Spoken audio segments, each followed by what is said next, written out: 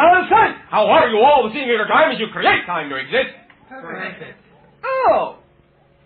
Before we begin the idea of sharing, allow me, briefly, to remind each and every one of you, one more time, if you're not too bored, by the idea of knowing that this is the time of conviction, the time of willingness, the time of committing to being who and what you know yourselves to be. The time, as you have all co-created it, for each and every one of you to express your own idea of who and what you are, your own expression of willingness to allow yourself to know that the purpose, the basic foundational purpose for which you chose to be physical, is to be completely who and what you are. Because each and every one of you is your own facet of all that is. Now, we have discussed this idea with you many times.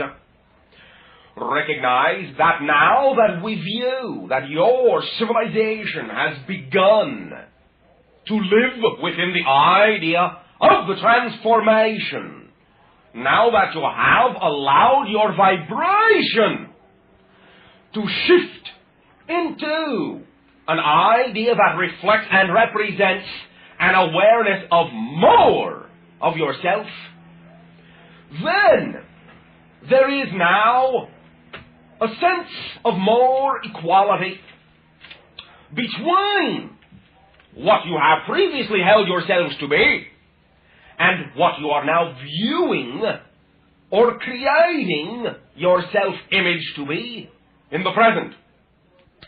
Therefore, you have given us and many other consciousnesses that are communicating with your civilization the opportunity to be able to begin to interact with you and your civilization more frequently, more openly, more naturally, and in this way to not come to you, so to speak, as only teachers, but as learners, as sharers, as teachers, learners combined.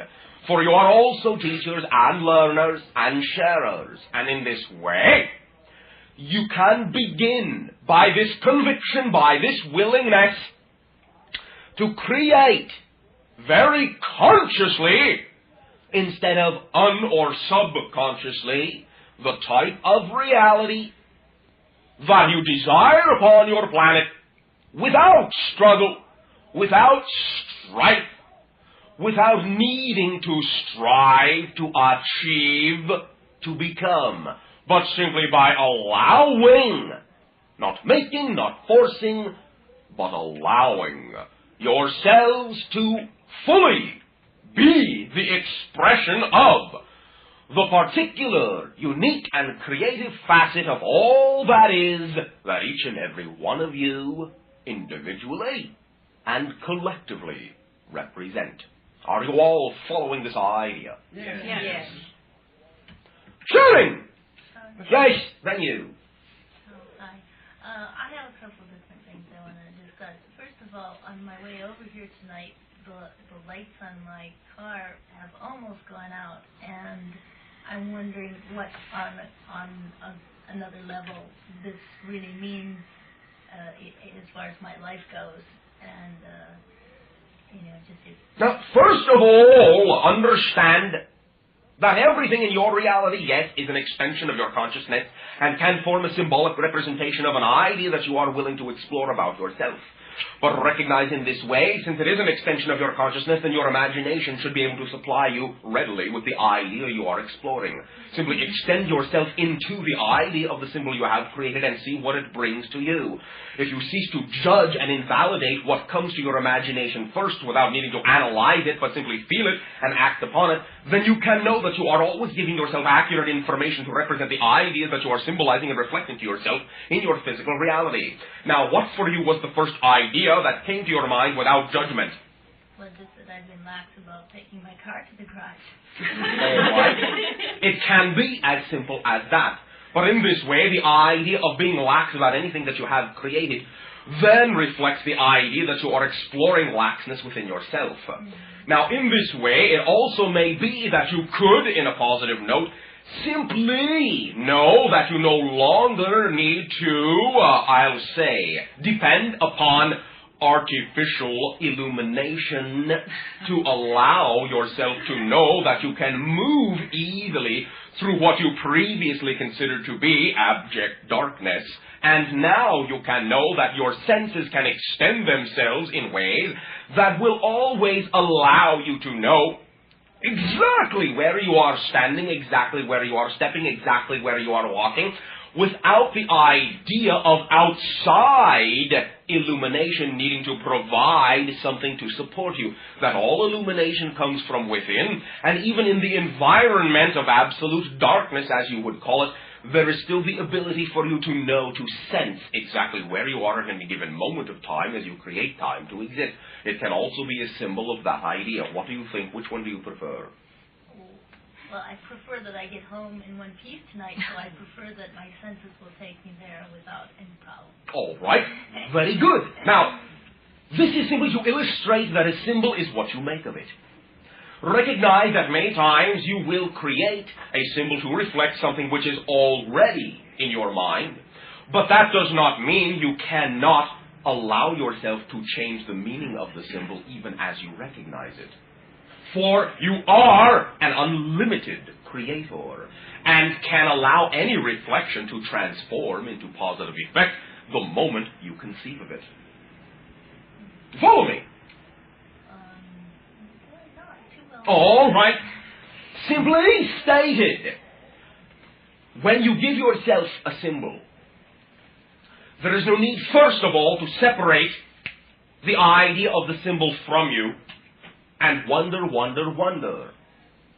Simply go into the center of your being and know that you can sense what the symbol may mean as you have already created it. Conversely, allow yourself to know that even as you perceive that a symbol exists, you can then recognize that, like any other symbol in your life, it is a reflection simply of the opportunity to create at any moment whatever type of reality you wish. Thus, you can use the symbol for whatever you desire to use it for, and your desire, the direction, and indication of the type of method that you are willing to apply to the symbol will change the symbol into one that reflects the positive attitude you have decided to create. Thus, any symbol that you give yourself is always going to contain the polarity. You can either use it for the negative idea within yourself, and that will be true, or for the positive idea in yourself, and that will be true. Because you have ultimate choice, and all choices, positive and negative, are equal.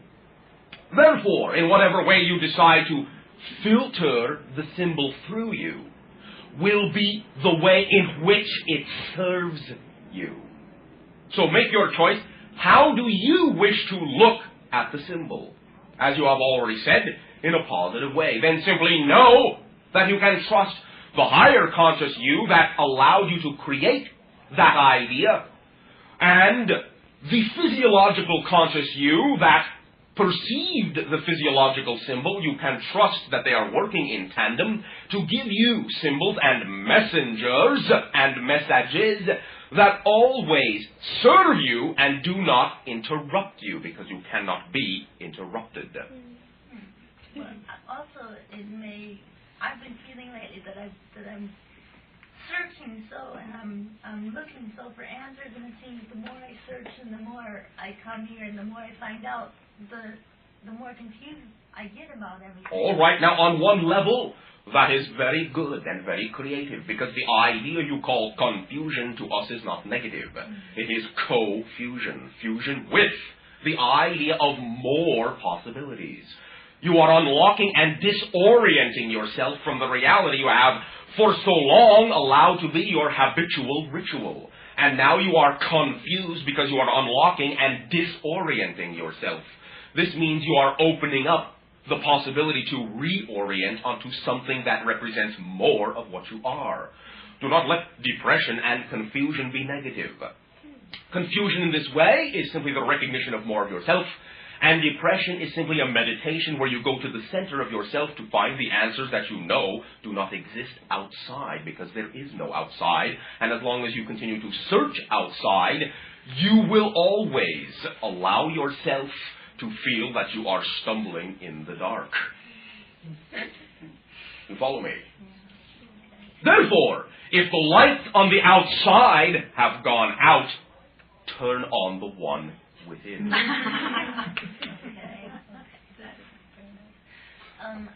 As we were talking last week, and you again said now about our purposes, which I had stated last week, I'm doing a performance and I need to have some help with it, and I brought some cards tonight, and I would just like to put them out if that's all right with everyone, and if anyone's interested in participating in a performance which has to do with spiritual involvement, I would appreciate your help. Very good for being bold enough to have the conviction to know that you can rely on the sources of information and interaction that are available to you upon your own planet within your own civilization. Very good. Thank you for sharing.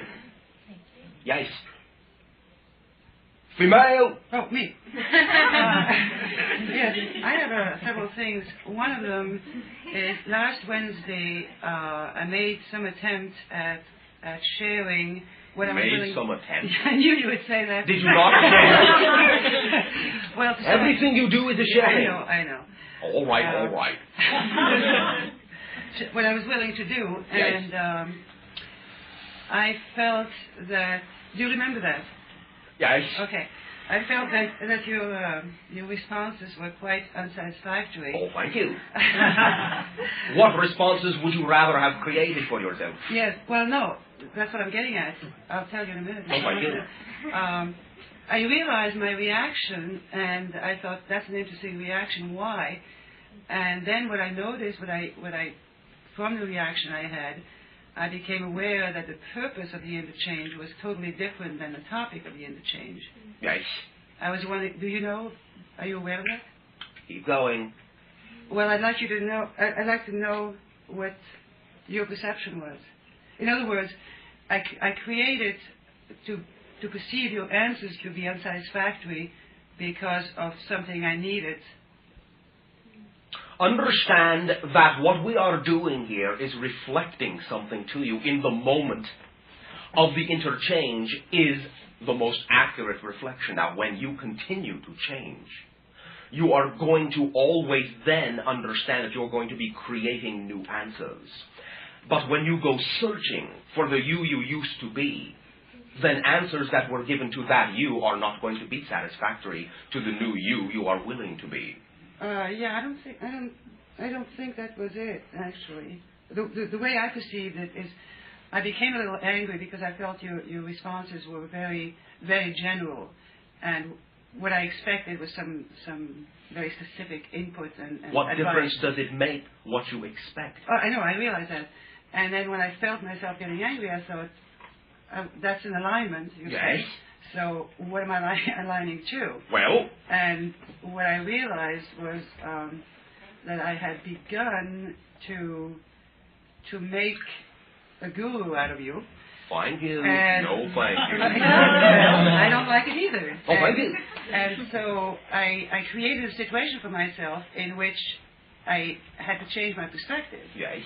And it didn't change my feelings about being here, which I always think is exciting. All right. But it did. So why? It did change my perspective about it. Oh, thank you. And so I was wondering if you at the time were aware of it or not. Only in the sense that we know that whatever it is we are reflecting to you, we trust will always wind up being of service to you in whatever way you care to use it. Mm-hmm. Not that the specifics have to be known to me. Okay. But I thank you for that. But anyway. we will thank you for being willing to co-create that idea. I thought it was quite interesting because I never had such a very immediate realization of what was going on for me. Well, thank you for doing that. So anyway, The other thing that I'd like some clarification about is we are in the transformational life going from third to fourth. Now, going into fourth, is that a 100% certainty? Going into fourth density? Is it a 100% certainty for you? Yes, for me. Then that is all you need to for know. our planet. That is all you need to know. Well, you Understand that you are your own universe. I do understand Which that. means you are also your own planet Earth. Which means that if you are 100% certain that that is where you are going, then you will see and live within the planet Earth that exists on that level, and live with all of the individuals that also already exist on that level. Okay. Therefore, you will be surrounded by a population. You are already there yourself. And all those other individuals will then, when they choose to understand that they simply have to be 100% the idea that they want to be, when they arrive in the idea of themselves as fourth density, then they will also see the you that already exists in fourth density. Huh. Okay. But that's a different concept than the concept of the blending. No. With your civilization. No. It's not. Understand everything is its own idea. Yeah. And every idea is a reality. Every idea is a reality unto itself. Okay. Therefore, any blending that you are creating within yourself that contains within the definition of that reality you are willing to be, the idea of blending with other civilizations will then be a part of that overall idea. It is like a formula, like a mathematical equation. All right. But there's... All right, so I am alone in my universe, but there are lots of other people who are doing the same thing. Yes. So, from what you said, I thought that we can go into the fourth density, but we could go into fourth density and not necessarily work towards the blending of the civilizations immediately. Oh, you do not have to. Right, but, But is that your choice? It's not my choice. I'm asking for, in general, for the planet. No, my choice You are, in general, I understand that. working along those lines, yes. Okay. But understand our point. In general doesn't matter.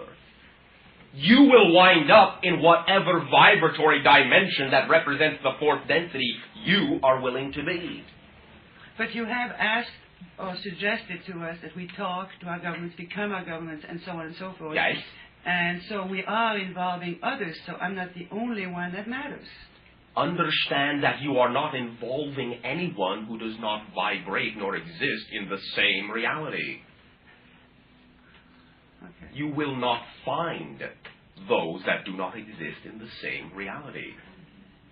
The ones you will find will be the ones that exist in the fourth density idea you are willing to be. And you never involve anyone against their agreement to be involved. No, but I interact with them in other ways. But understand, you only interact with those that are of the same vibration. So what are you worried about?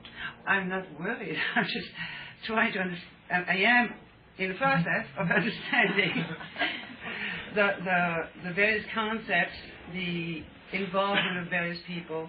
All right. And what's happening. All right, but, and I will use that word this time, recognize that what you, at least to us, as we perceive what you are saying, what you are doing, is attempting to, in a sense, understand the reality you are by coming to terms with the outside illusion.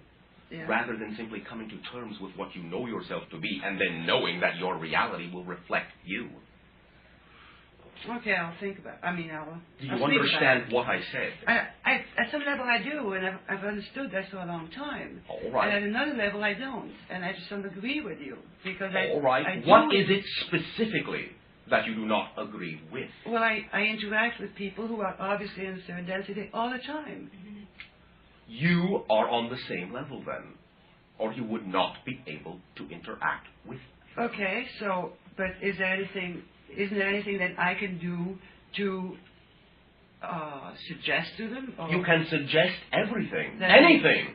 That does not mean they have to take it. No, they don't. But don't I, as a human being living here on Earth, have some kind of responsibility towards You my have fellow a human responsibility to everyone to be completely who you are. You do not have a responsibility for anyone. Not for anyone, but yeah, towards myself. Then understand, responsibility to everyone is being who you are. Then they will know who they are dealing with. Okay. Wonderful. You follow me? Yes, okay. Does that clarify the idea? Yes. Your interaction is always only going to be a suggestion. Oh, I realize that. Well then, But I do feel I have to make those suggestions. make them. But I do. Well, But do not expect anyone to listen. I don't either. All right. It's, Then be true to yourself and make the suggestions. If you know you are being true to yourself, you will always attract the audience that will have attracted you to them who want to hear the suggestions. Or they would not be there. No matter what reason they want to hear the suggestions, they want to hear them, or they would not be there, whether they use the suggestion positively, negatively, or not at all. Okay, I have a personal question. All right. Is aquamarine, the gemstone aquamarine, does that have any significance for me? Now, is it not, in a sense, obvious since you asked? What is the significance? You tell me. I don't know. I'll tell you what happened. All right. I have an aquamarine pendant Yes. that I hadn't worn in a long time, and I decided to wear yesterday. And as I put it on, I felt that something was opening up inside of me. All right. And that things were accelerated. All right. Is that not symbol enough? Is that not significance enough?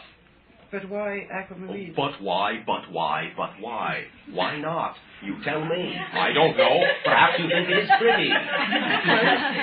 Well, you tell other people why. Why can't you tell me?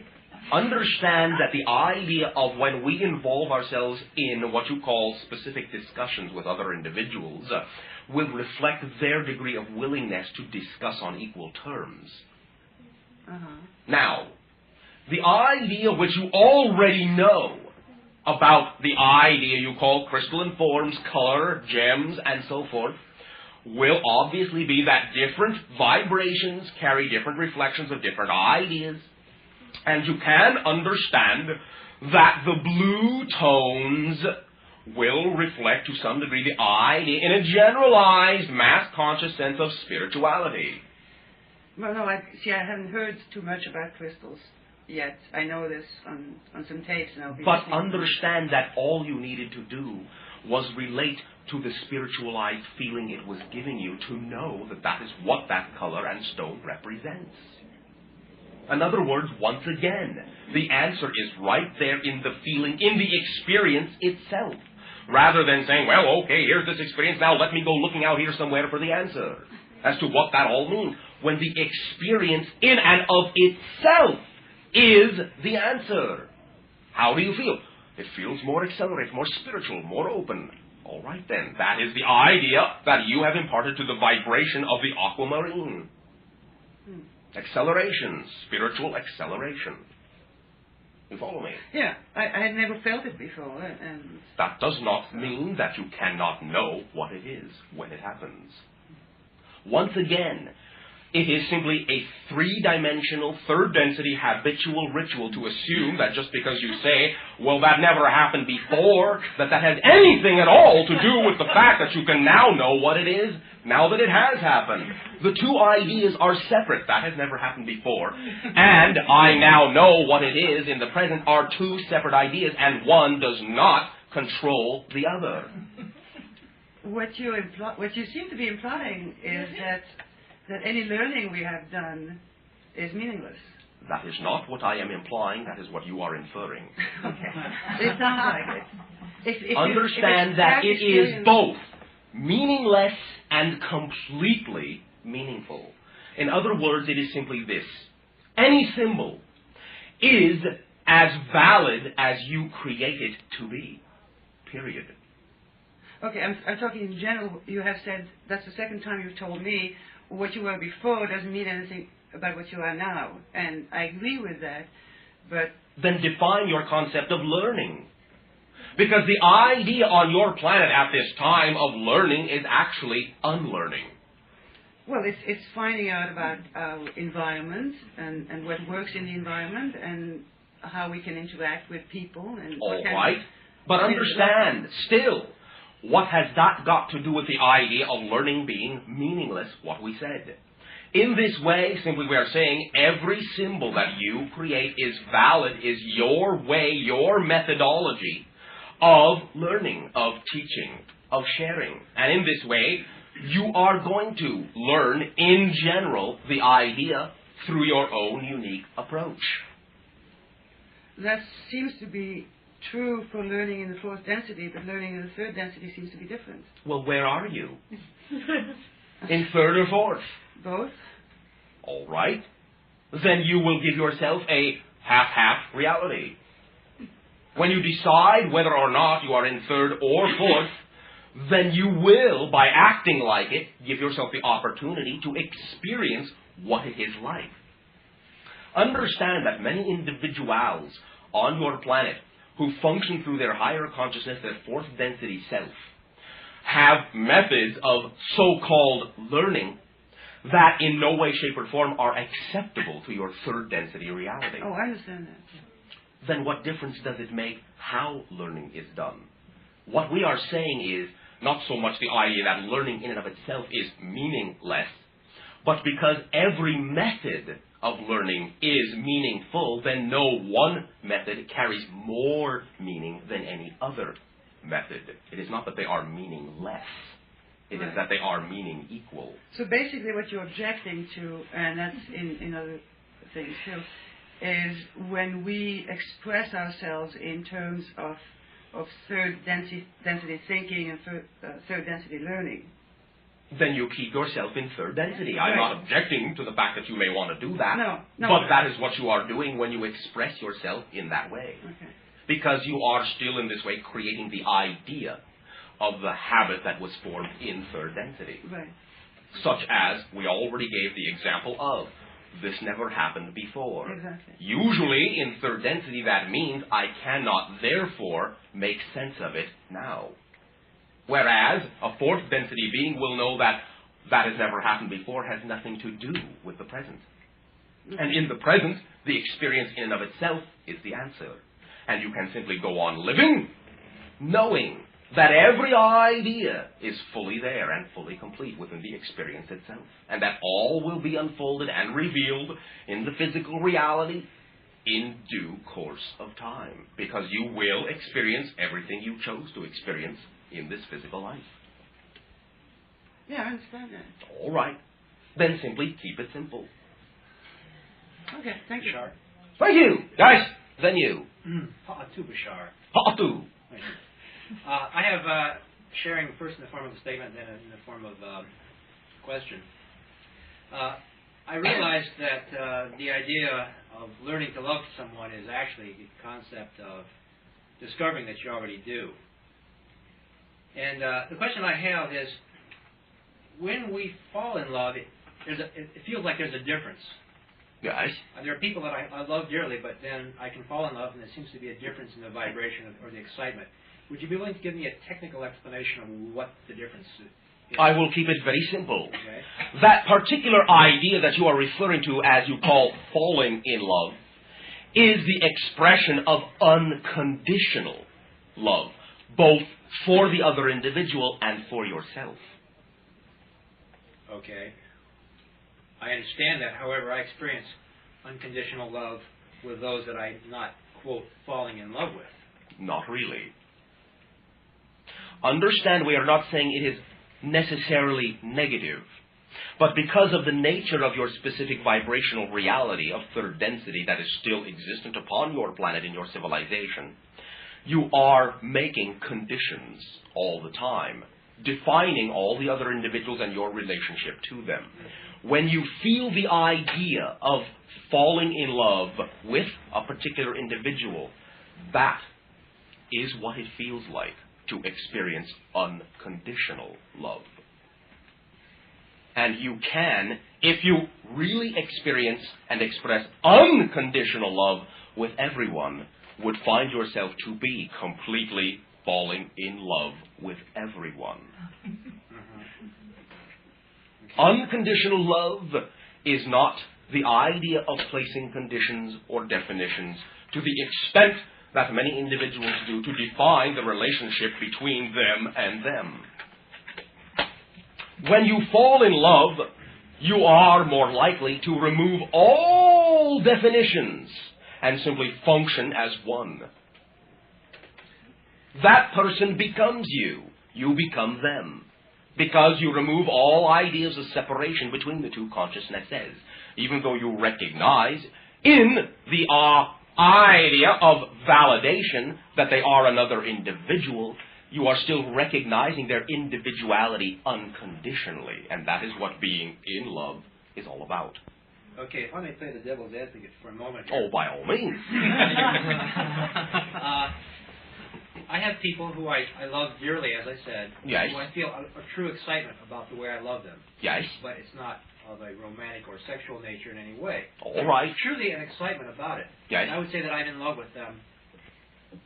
You are, in a sense, yes, in love, according to the definition that is required for this particular expression in third density. Right. But the understanding still is that what you are feeling by being in love is the fourth density definition of unconditional love. Okay. I still claim that these people that I feel excitement about loving, and in a sense feel in love with. I mean, there's levels of emotion related to this. As I am entering my transformation, these emotions are stronger and stronger. So what I would have felt as unconditional love for a friend now would have been madly in love in the past. If you understand. Yes. Okay. It is all relative, yes. What I'm saying, yes, true. What I'm saying, though, is these people that I feel strong love for, truly is unconditional love. No. Well, there's where I disagree. Understand this. Even if there is only one condition, it is still conditional.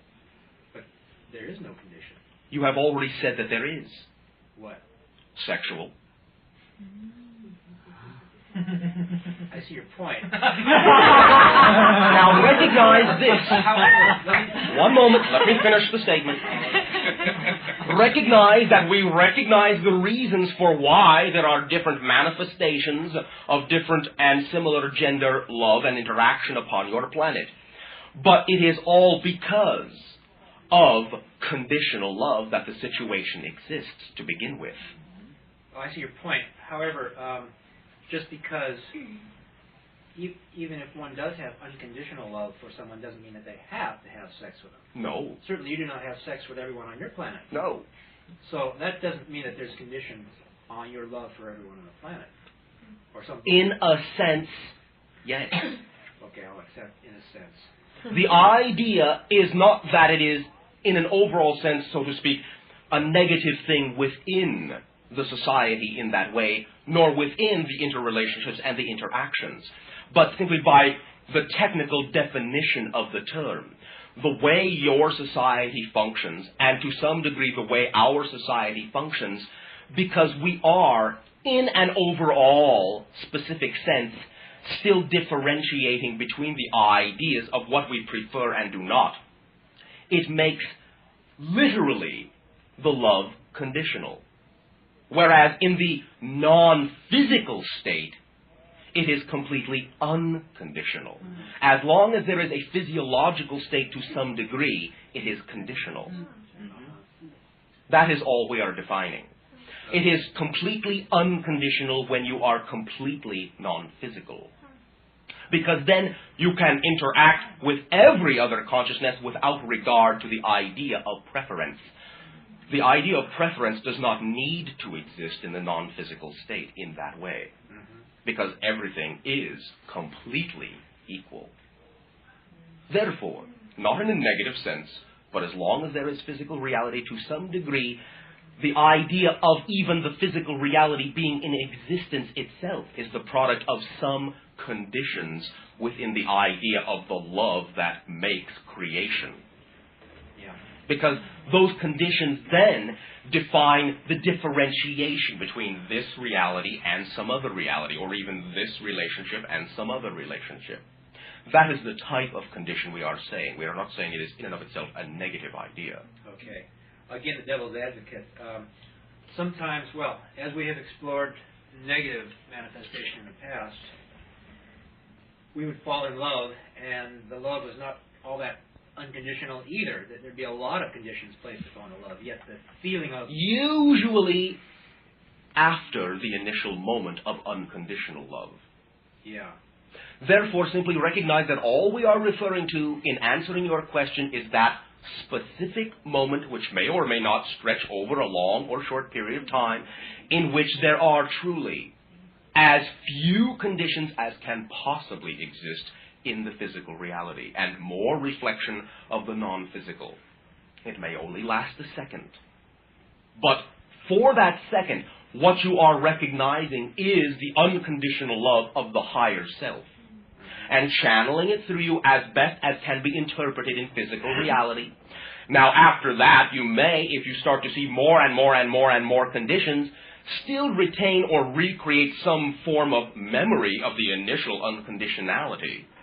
But it is becoming less and less and less unconditional.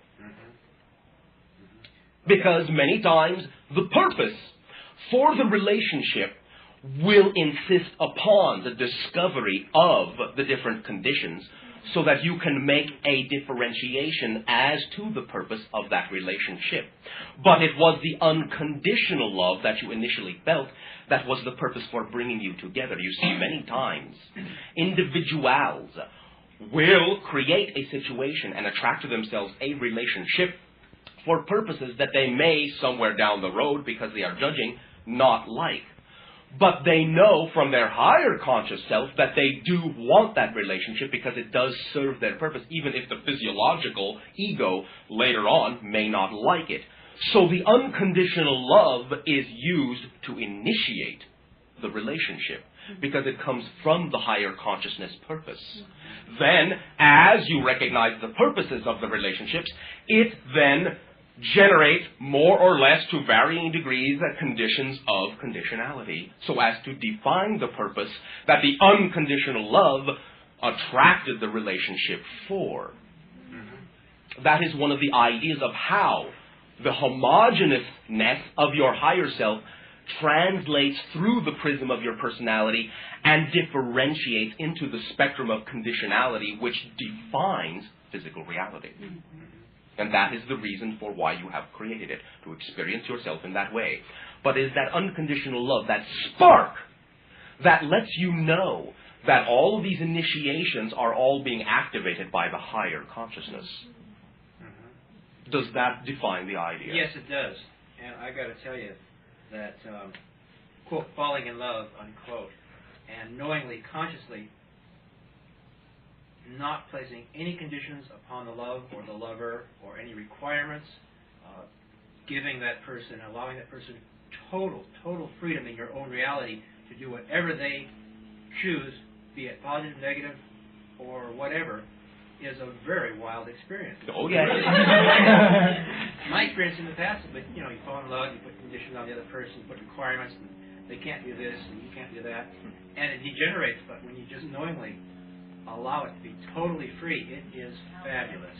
Then you are resonating in physical reality in congruency with the idea and the origin of the purpose of the relationship that was initiated from the higher consciousness. You are paralleling yourself. That's right. And giving yourself the feeling and the ability to feel and to sense the vibration of congruency with your higher consciousness and physical consciousness. Mm-hmm. And in addition to that, what it means is that I consciously know the purposes of the relationship, the purposes that we've created, and the purposes that we create as we go along. Yes. It's wild. Yes. For then you are privy to communication with your higher consciousness. Right. Totally in line with it. Thank you. Thank you. Shooting. Bashar, Yes. how are you? Perfect. How are you? I'm well. Last week, as I worked at my desk, I had a sense of your voice communicating with me. I copied down this communication, and I'd like to have I'd like to have your comments on it. Was there something going on? There is always something going on. Now, understand that more and more individuals in your society have said recently, well, Bashar, I know you were talking to me the other night. You are not the only one. Now, recognize this. What you are all tapping into is what we have always told you is present. Our overall energy being sent to you to utilize in whatever way you wish to form whatever connections with it to reflect to yourself that you wish to form. You are simply recognizing the vibration because you are willing to take advantage of it. And you are translating it for yourself in whatever way you wish to form a symbol you can relate to. It is not so much that I am specifically floating down and saying, hey! But it is that we are radiating as a civilization the particular vibration that you are channeling into that idea that you hear speaking. Because when you tap into it, it will speak to you as we would speak to you because it is of our vibration. But because you are then connecting to it and becoming equal to it, you are creating it to speak to yourself as we would speak to you because you are then also of that vibration. And therefore, in a sense, of our civilization for that moment, and that is why through that particular exercise and ability that you have just done and described, that we have always said to you that we refer to your civilization in the way that we consider ourselves to be your future selves. Because you are, like us, and like the Sirius civilization, a part of the same overall triad consciousness, and you have the ability to contain those bands of frequency, to utilize them, to utilize our band to talk to yourself and be equal to that idea. You follow me?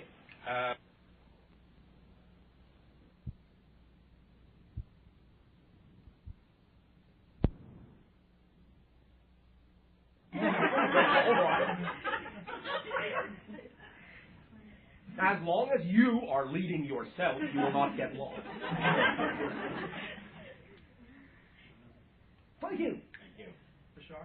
Yes. I'd like to explain the concept of densities and what we were talking about third and fourth, what first, second, fifth, and sixth are. Thank you.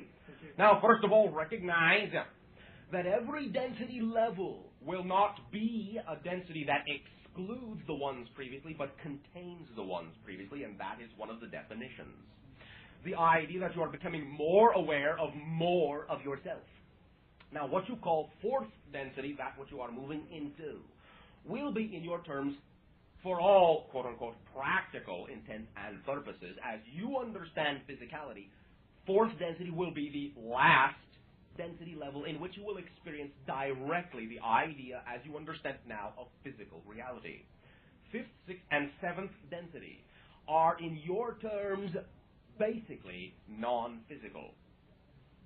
In this way, first and second will reflect through the symbology of what you call first being, the idea of mineral consciousness, second, animal and plant consciousness, the idea of the knowingness in basic form, in linear sense, in point sense, and then your third density consciousness in volumetric sense of the expansion of mentality and self-awareness, and then fourth density, the idea of volumetric within, and in that way, the sense of knowingness that contains all the other three. And the fifth, in this way, the idea of the expansiveness within that allows you to begin to sense yourself as not existing within a space, but actually existing as the space. And sixth density in this way will be the inclusion of many such ideas of spaces, the idea of the true aspect of the multidimensional self, but still perceiving that you are a compilation of existing within this idea. And then seventh will be, again, existing as the multidimensional idea in and of itself with no separation. Beyond that are different magnitudes, different octaves of ideas, and this is something that our civilization is also still exploring. See, so a first density, the mineral will. The mineral is the symbol for that idea. Now, there have been, in your terms, consciousnesses which have existed in that density that you would not look at and say, well, that is a mineral. But it is representative of the limitation in the mental sense of that particular consciousness as to how it sees its universe. It is a very fixated point idea, whereas animal is very, in this way, linear idea. And what you call your third density is very volumetric. I also have a question about probabilities. One more thing that we think will clarify to some idea the idea of self-awareness that first appeared in what you call, first expressed itself in what you call third density. Understand that when you have a volumetric reality, that is the first density level that has the ability to look back at itself. Whereas a line, when turning around, cannot see all the way down the line, and a point has no reference point outside of itself to look at. Volumetric is the first idea that can look back upon itself, and hence third density being the level of separation. Now, fourth density has the ability to self and see through the illusion. Proceed. Probabilities.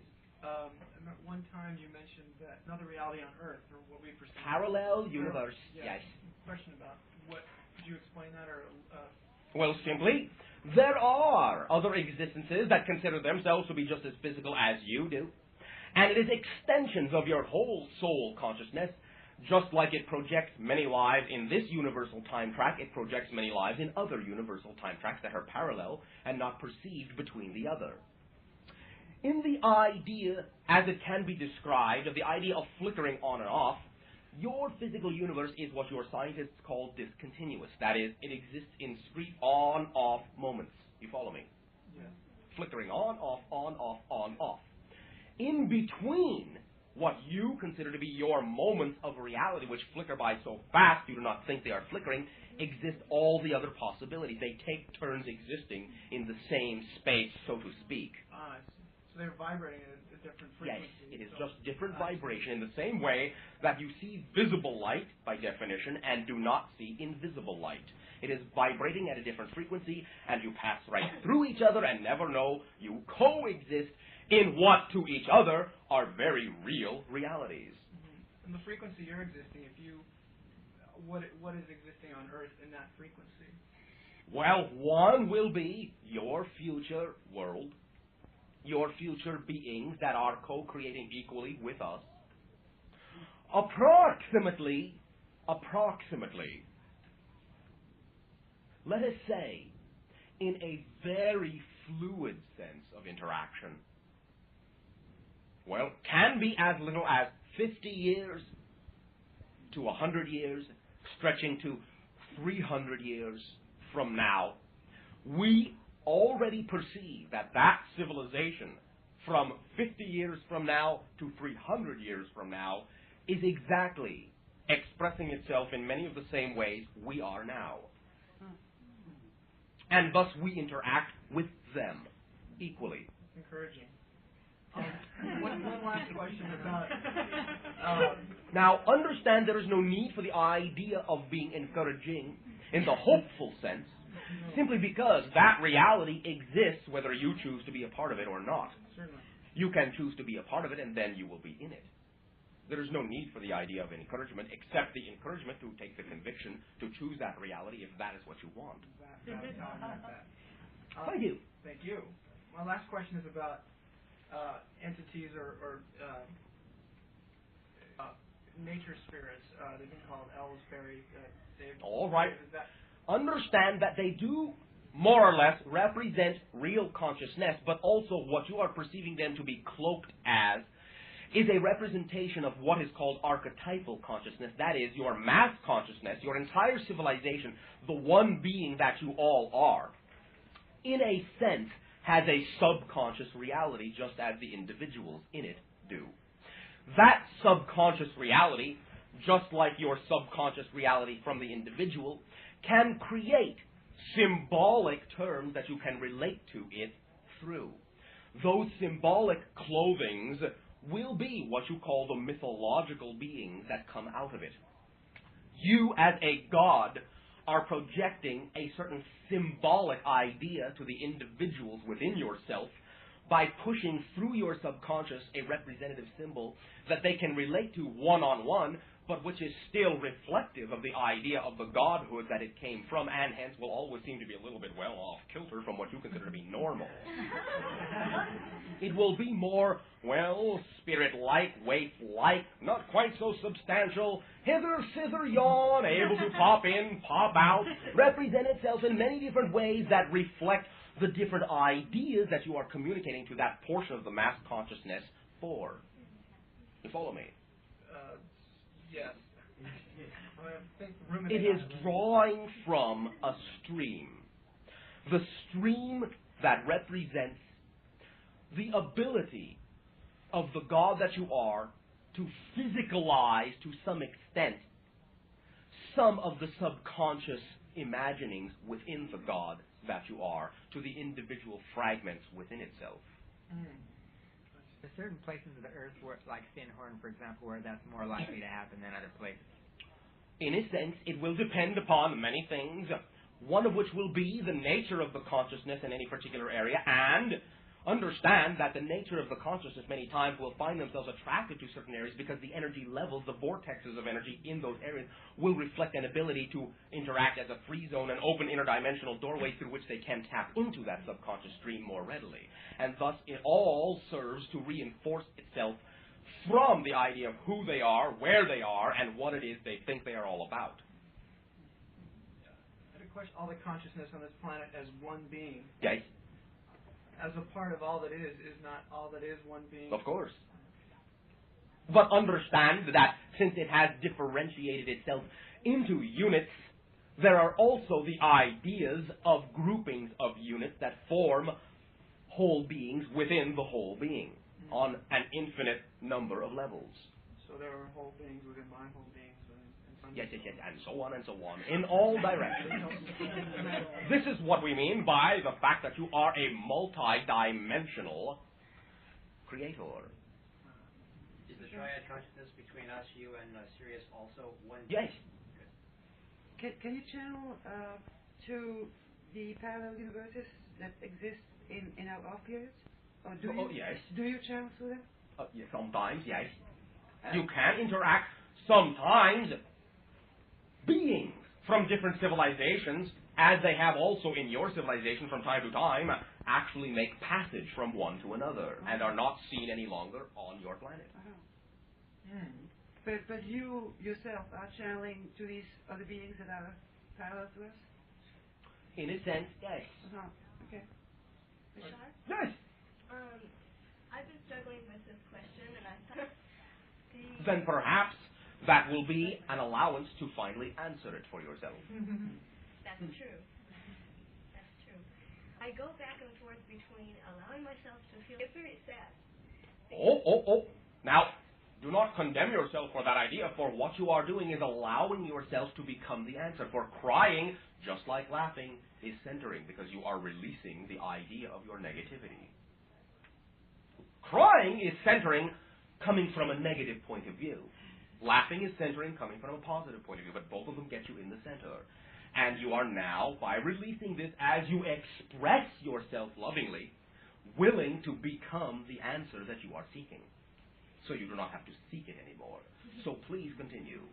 There is no need to excuse what you are doing. It is a very loving, creative act. Thank you. I go back and forth between allowing myself Yes. and go back and forth to feel anxiety All right. about feeling love. All right. And in my family situation, the way I grew up was that they taught me to feel guilty about feeling myself and feeling myself feeling love. Yes. And I would get to a peaceful place. All right. Now, you have already said that you are aware that you learned this idea through your family. So, therefore, the idea of why you are doing it basically is conscious. Yes? Yes. Well, if the idea of why you are doing it is conscious, why are you assuming that there is something else beyond just knowing that needs to be done to allow you to choose something else? You see, knowing that in and of itself is the ability to change it, because you are aware of what you are doing and why. I understand what you're saying. All right. Now, how about this? Okay.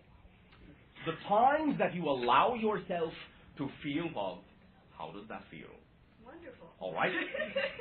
Now, that you is always you. Yes? Yes. Well. The other being is also always you. Yes? Yes. All right. Allow yourself to let those two beings, the one expressing the love and the one expressing guilt, which is the true opposite of love, not hate. Guilt is the true opposite of love. Let those two polarized beings be equal. Since you will always be both of them, you will never be able to rid yourself of anything, because there is nowhere to rid yourself of anything to.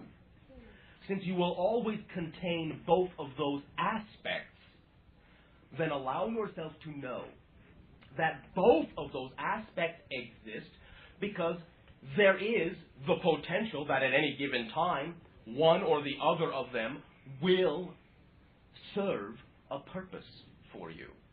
That is the only reason why all of these differentiated aspects in your personality exist.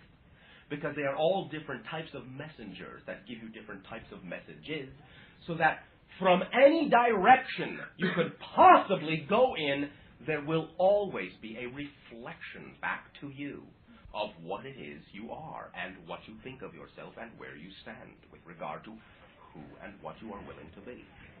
Therefore, knowing that all of your personality traits, the loving one and the guilty one, all serve in their own good time a purpose, allow them all to be equal kinds of messengers. Do not make it that feeling love is more important than feeling guilt. It may be something you prefer and something you enjoy, whereas you may not prefer nor enjoy the guilt.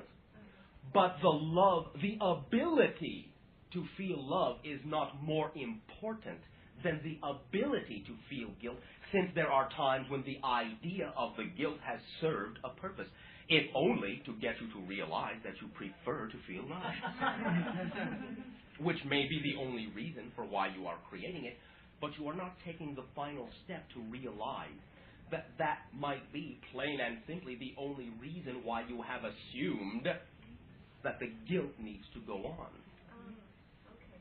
Allow yourself to know you have been served by yourself.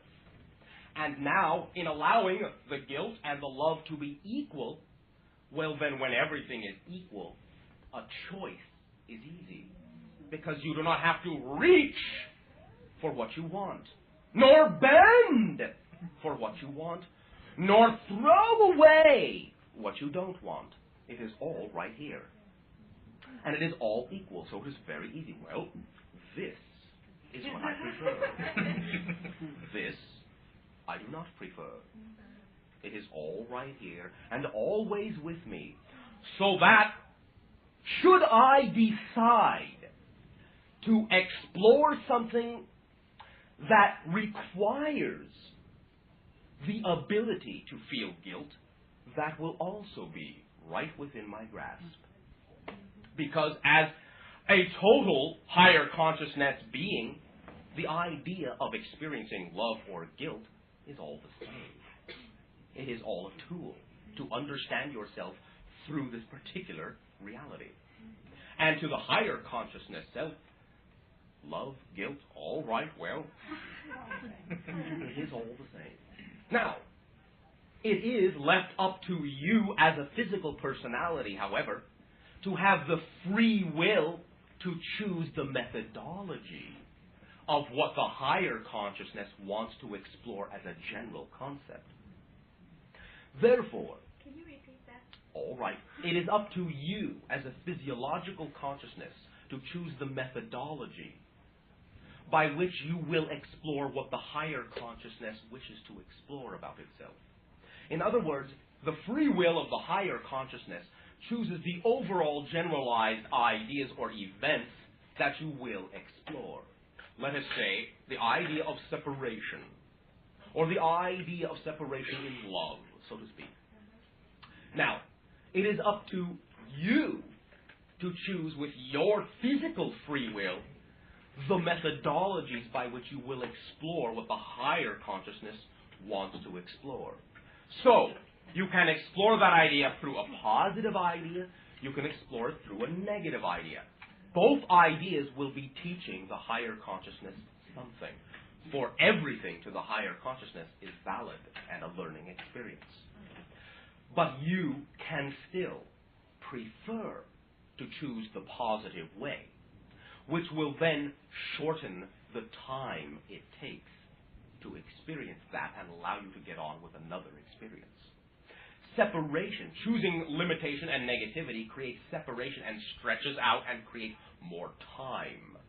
So the idea of choosing the negative is what creates the idea you call a vicious cycle or a rut. Because you are constantly creating loops of time by choosing the method of separation.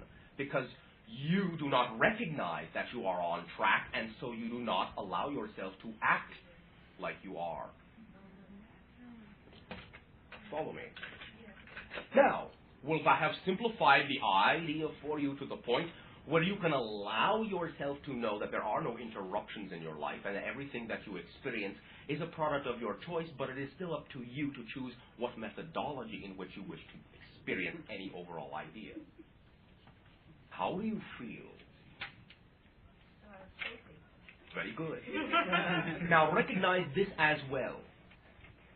If at any time you know you can conceive of a you that knows that it prefers to always experience the idea of the love, then know that that you is always there and can always be the present you, or you would not be able to conceive of it. It is you if you are willing to simply be that you and act like it. And know that every idea in your reality is equal to every other idea, and so it will be easy to choose among them. Thank you. Thank you. Very much. Bashar? You. Could you clarify something you said earlier about the flickering of the universe on and off, about the different frequencies? As you understand the idea of your physical universe, you will understand that it is composed out of what the idea you call energy, a homogeneous field. Different variations in the vibration of this field create what you perceive to be the space, time, and physical objects that occupy it. Therefore, recognize that the methodology that you have created in order to create a multitude of universes is to exist within a particular vibration that interlocks in between all the other vibrations so that you can experience your own uniqueness without in this way overlapping into another universe. Because earlier you said that there was a difference in frequency. Now, if there's a difference in frequency, they would have to overlap at the same time. You really need a difference in phase. Same frequency, out of phase. In a sense, yes, although there are also differences in frequencies which are alternate dimensions of experience. Another question about physics that we talk about on this planet a lot. You know, that we always talk about the four basic forces in nature on this planet in Einstein field theory. Is All there right. such? Now, you already know, if you will discover upon your planet that even your physicists have gotten it down to 2.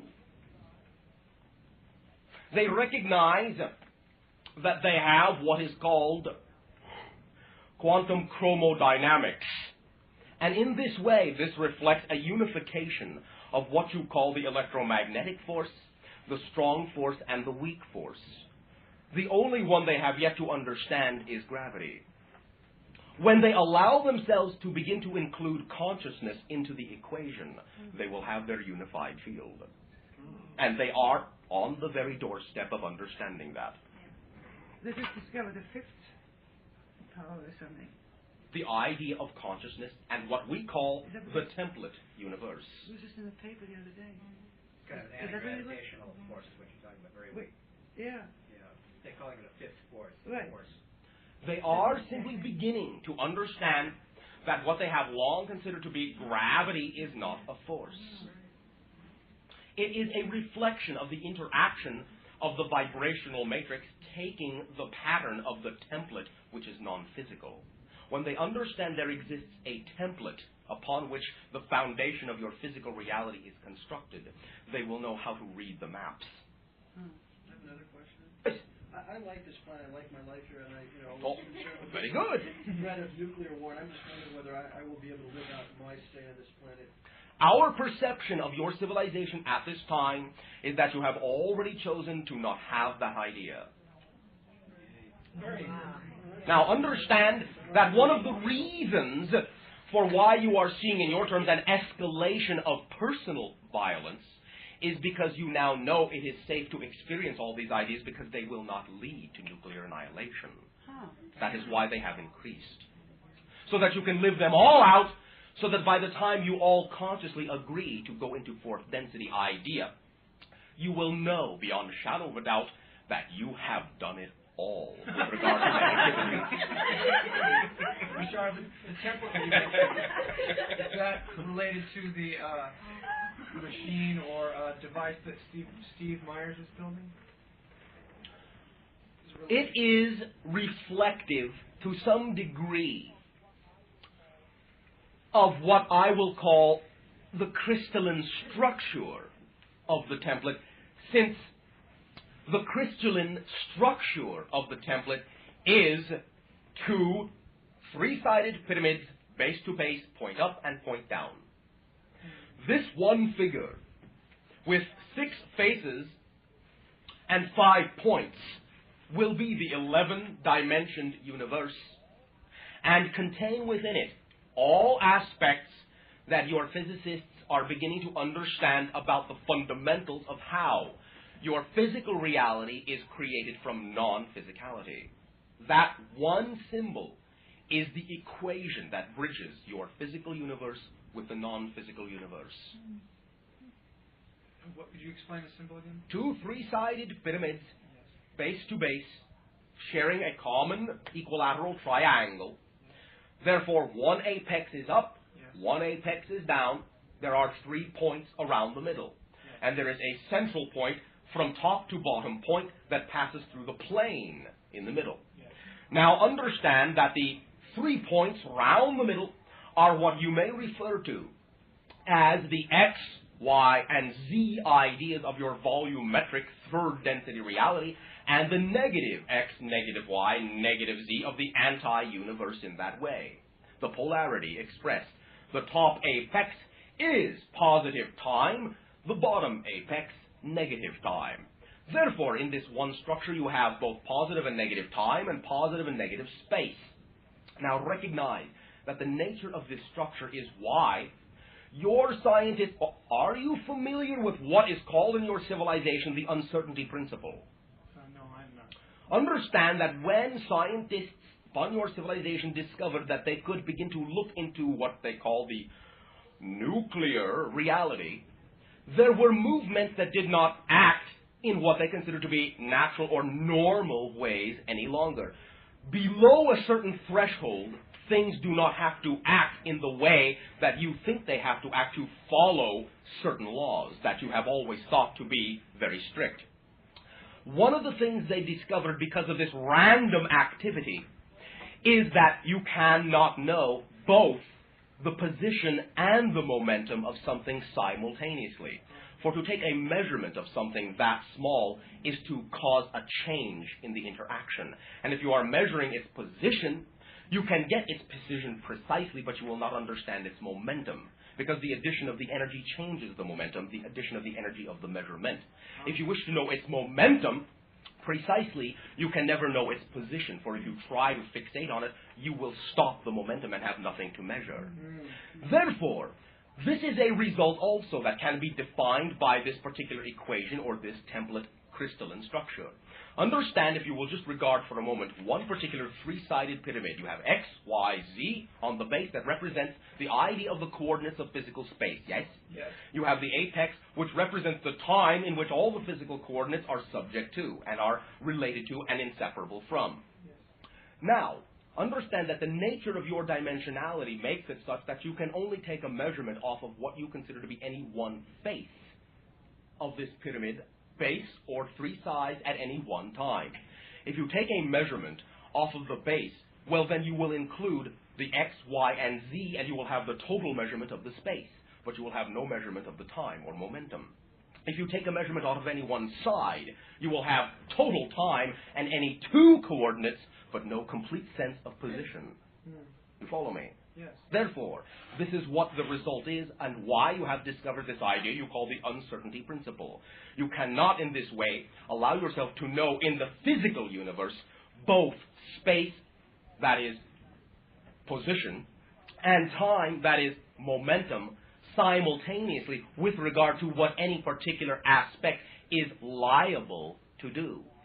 This was, in your terms, the qualm with your Einstein in this way, in that your modern quantum physicists were saying that there is no predictability on quantum level, whereas Einstein believed that there was. Now, in a sense, both are correct. For in this way, what Einstein sensed was the template, and your physicists have yet to discover this, but when they do, they will understand that it is only in the physical universe that the uncertainty exists. And if they understand that this uncertainty is the product of the shape of the template, but understand that the template is in and of itself complete to begin with, then knowing that completeness in a non-physical universe will let them know that everything can be in the non-physical universe certain. Whereas in the physical universe, only a portion of the template at any one time is represented, and thus things can be uncertain. Then you have the idea of randomness that exists within your physical reality, so that you can create in that way and have free will. Therefore, just as by analogy the idea of your atoms have individual randomness which cannot be predicted, but the total mass of the atoms have a certain predictability chemically, so your overall society as a mass consciousness has a certain overall sense of energy momentum that usually does not divert, or in this way is very unlikely to divert from what could be an overall generally sensed prediction, but the individuals within it, all in their own random way, even though you cannot predict their action, goes into making the total mass that is more predictable. You follow me? Yes. Very close. Where are these studies being conducted where they're getting close to this understanding of the template? Oh, many of what you call your physics institutions. Stanford? Yes. MIT? Yes. Caltech? Yes. Some. And also in other places other than your own country. So is this, the two pyramids together, is that just a model to help us understand? Yes. Does this actually exist in some... It is a physiological representation in volumetric form of the equation which defines the non-physical template universe. Just ask a question. One moment. Sorry. Do not be sorry. Are you finished? I just had one other question. In physical science, there's the notion of the scientific method in which you can predict a certain outcome by certain laws. Now, in the non-physical universe, Is there such a scientific method, or is it Not ultimately really. going to be totally And understand that again, quantum physics is beginning to understand that what they have long defined as the classical scientific approach does not really exist in the empirical way that you think it does. For they have discovered that you get the result that you designed the experiment for and nothing else. And that if you change the design of the experiment, you get a different result. Both are real. The contradiction and the paradox is your first indication that you contain the totality of all that is, and within the higher self, nothing is a contradiction. Yes? Thank you, I got it. Thank you. Bashar? Briefly! Or would you rather prefer to wait after your break? Yes, I would. Thank you. Then you may all take a short break. All right, I'll say. Pamela. Yeah. How is your energy doing? Doing great, thank you. How have you allowed your allowance to begin to create your particular methodology of manifestation with regard to how you are now seeing yourself as compared to how you were seeing yourself before? Yeah, I think I'm... You were talking so slow. I'm not sure what you said. How does how I feel about myself now compare to how I saw myself in the past? How I viewed myself in the past? Much more conviction, stronger. And in what way are your symbols forming or you now, as opposed to how they used to form before? I'm not sure. Or if I'm sure, I'm not aware of it.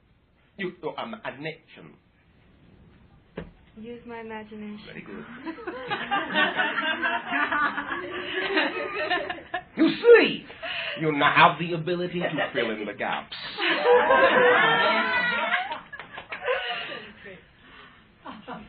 I was going to say, there must have been something to do with gaps in there, yeah.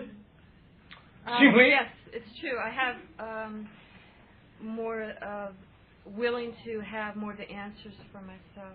all right. And it is the flow, the continuous flow that you are now beginning to feel. That is what allows you to create a reality in which there are no gaps that you fall into, but simply ride smoothly over them and draw the obvious conclusion from the energy that you sense in the overall picture. In much the same way as the analogy that you are now allowing yourself to perceive the water in the sea upon which you are sailing, whereas before, to you, the smoothness was transparent and all that was revealing itself was the craggy, abyss-filled bottom that you thought you had to cross treacherously up and down and up and down. Now you have filled your ocean and so can go sailing smoothly over the top, filling in all the gaps. Yeah, that's a nice analogy. I like that. Thank you. I like that I created that for myself. Yes. Thank you for your sharing. Thank you. Bashar. Yay. Then you. I don't quite have the question formed, but Well, it is all right. Make a statement out of it then. I would like to hear some expansion on the idea of co-creation, conditional love, and conscious conception in terms of the birth of a being, birth of a baby, in the transition state from the fourth to the third dimension. Now, what concepts are you creating already about each of these ideas? I still feel them separate. I'm trying to integrate them as separate ideas. All right, now understand that as long as you choose to be physical, you are always going to perceive to some degree that separation. That does not mean you cannot get the unbrokenness to work for you, even while you are still generating the idea of some separation. You follow me? Yes. Do not assume that you are going to necessarily all of a sudden just become one big blank and not be able to tell any individual thing from any other individual thing. You follow me? Mm-hmm. Simply know that as long as you choose to experience yourself in a physical reality, you are expressing the idea of diversification, differentiation within the homogeneous oneness for reasons of your own. In this way, however, you can utilize the idea of the unbrokenness to form a communication link that you know is always there between the different levels. And it takes the form of knowingness, and your imagination is the tool. That is the translation device through which you can hear the higher self speak and speak to it, and know that you have been heard. Therefore, with regard to the idea of consciousness to be born upon your planet, simply know that you are in touch with any being with whom you are forming an agreement to act as a parent for that being in whatever way that you have co-created that scenario to occur. And you can be sensitive to the communication with that being because there is an agreement being made. You follow me? Mm-hmm. Now, simply recognize that with allowance, with recognition of your ability to assist that being to become used to the idea of physical reality, but through the methodology of allowance, not restricting them over much, you can allow them to very rapidly, in your terms of time, within approximately 3 of your years, their 3rd year of physical life, to be able to begin to communicate to you what they remember of the agreement that was made, since they are not so very far from it. Which many times they do remember, and you, in your civilization, chalk up to an overactive imagination, which is invalidated as a real reality.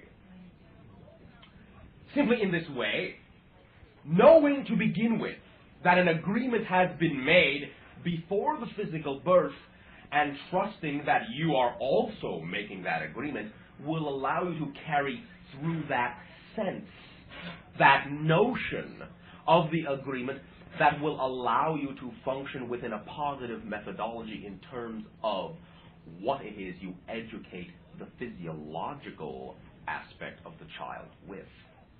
So that there does not need any longer to be so very much to have to unlearn before one can allow themselves to know they know all they need to know. Now, the idea of the unconditionality, in a sense, is what is being utilized to trust that that notion is serving the agreement that you co-created in that way.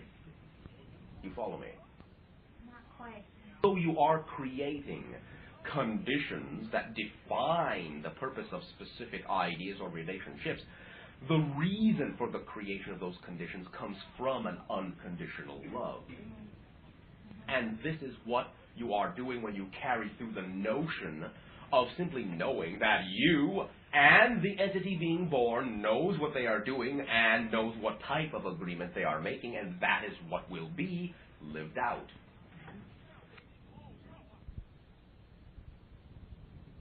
Why? Thank you. The methodology of how you go about that, positive or negative, will still be up to you. physically here.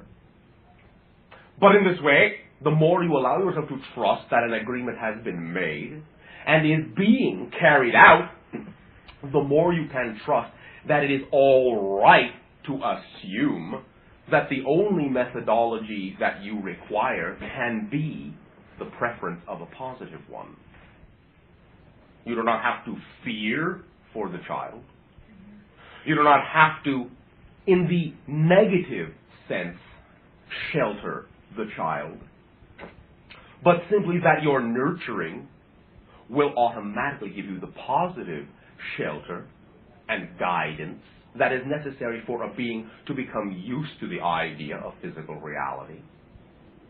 And in this way, you can grow with the idea of the child, reflecting back to you the symbol of your own inner awareness to have brought forth this agreement, and see it reflected back to you from the child, so that you are positively conscious of the circle of the agreement that you represent, always feeding each other, reflecting to each other the idea of the relationship that you are. Follow me. Mm-hmm. Now, will this have clarified to some degree the idea you requested? There's one more point which has to do with the moment of conception or even preconception. Going on the idea that nothing is more important than anything else. Yes. I don't have clarity yet on whether it's essential that on the moment, at the moment of conception, consciousness be aligned. If you, with your imagination, are creating for yourself a methodology that tells you it would feel right to you to perform some sort of idea of alignment, then feel free to do so, knowing that that is a part of the agreement, because it is an expression of who you are willing to be, and know that the child that chose you because you are you. So be willing to be you, and you will be fulfilling the agreement. Okay, and in co-creation with the Father, I see that as a trinity. Is it... Depends on how many children you have. We understand. Proceed. Is it important that's part of the alignment in my thinking? Not important is the right word. Of course, it is a part of the alignment, and it will be still, no matter what the definition of the relationship, a part of the agreement, and the being coming through will have recognized what it is that is being played out in the relationship with the male-female parent, and will be there for the reason of experiencing those ideas, so they can create their own reality by using that as a reflection for them to choose whatever they want. Okay. You follow me? Yes. There is always an agreement. And any relationship, once created, goes on forever, no matter what the definition of the relationship is. It is still the relationship, even if the definition of the relationship is that you never see that person physically again. Mm-hmm. That is still the definition of the relationship, and obviously serves somebody's purpose. Mm-hmm. Most likely the one in the relationship. That would be my first guess. Thank you. Thank you. Bashar. Jason. Boy, I don't know how to express. Well, let me just start asking. Oh, all right. I'm completely intrigued and have been as long as I can remember with quantum mechanics, physics, and the unified field theory, and have spent as long as I can remember playing around with the possibility of the mathematics of the relationship. Yes. Okay? Just as the Eisenberg uncertainty principle is the postulate that allows you to apply the mathematics that solves for how subatomic particles behave, what's the postulate, and how would you apply the mathematics for how the unified field theory would describe physical behavior? Now, to some degree, the idea of the template we have described or begun to define, when you recognize what the template is, you can recognize that physical behavior is a product of how the physical reality, so to speak, to make a crude analogy, rests upon the template, how it overlays what is underneath. What is underneath supports what is laid over it. And the idea of, so to speak, physical behavior will be a reflection of the particular, now, bear with us, the terminology in your society does not exist. We will make do. If you understand the idea of the crystalline structure, you will understand that consciousness itself is what determines, let us say, which facet will receive more emphasis than another facet with regard to how much of that facet, so to speak, pokes up, creating an impression in the physical reality that lays on top of it. Your consciousness is what determines the conglomerate grouping of laws, so to speak, that determine the behavior of physicality in any particular universe, because then that universe will reflect the overall idea that the overall mass consciousness that is becoming that universe wishes to see reflected to itself. Okay. Understand that this is the beginning of why we say that when your physicists begin to include consciousness itself into the equation, they will automatically understand how everything is one thing. And what is it about the inclusion of understanding the nature of the template?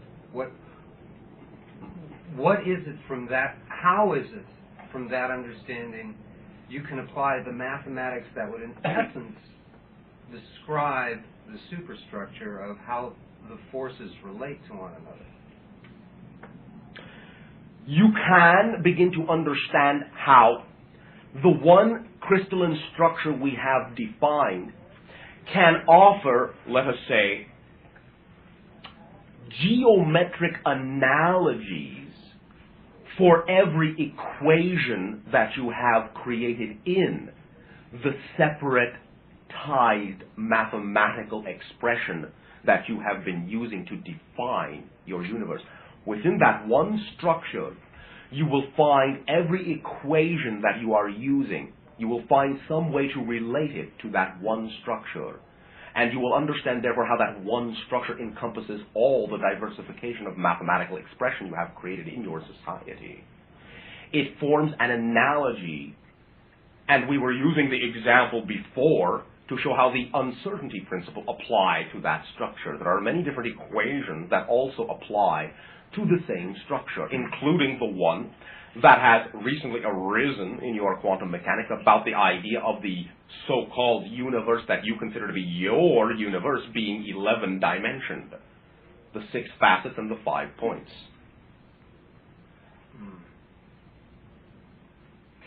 Understand that there is not, within our civilization, a use of what you call mathematics in the same way as discrete equations.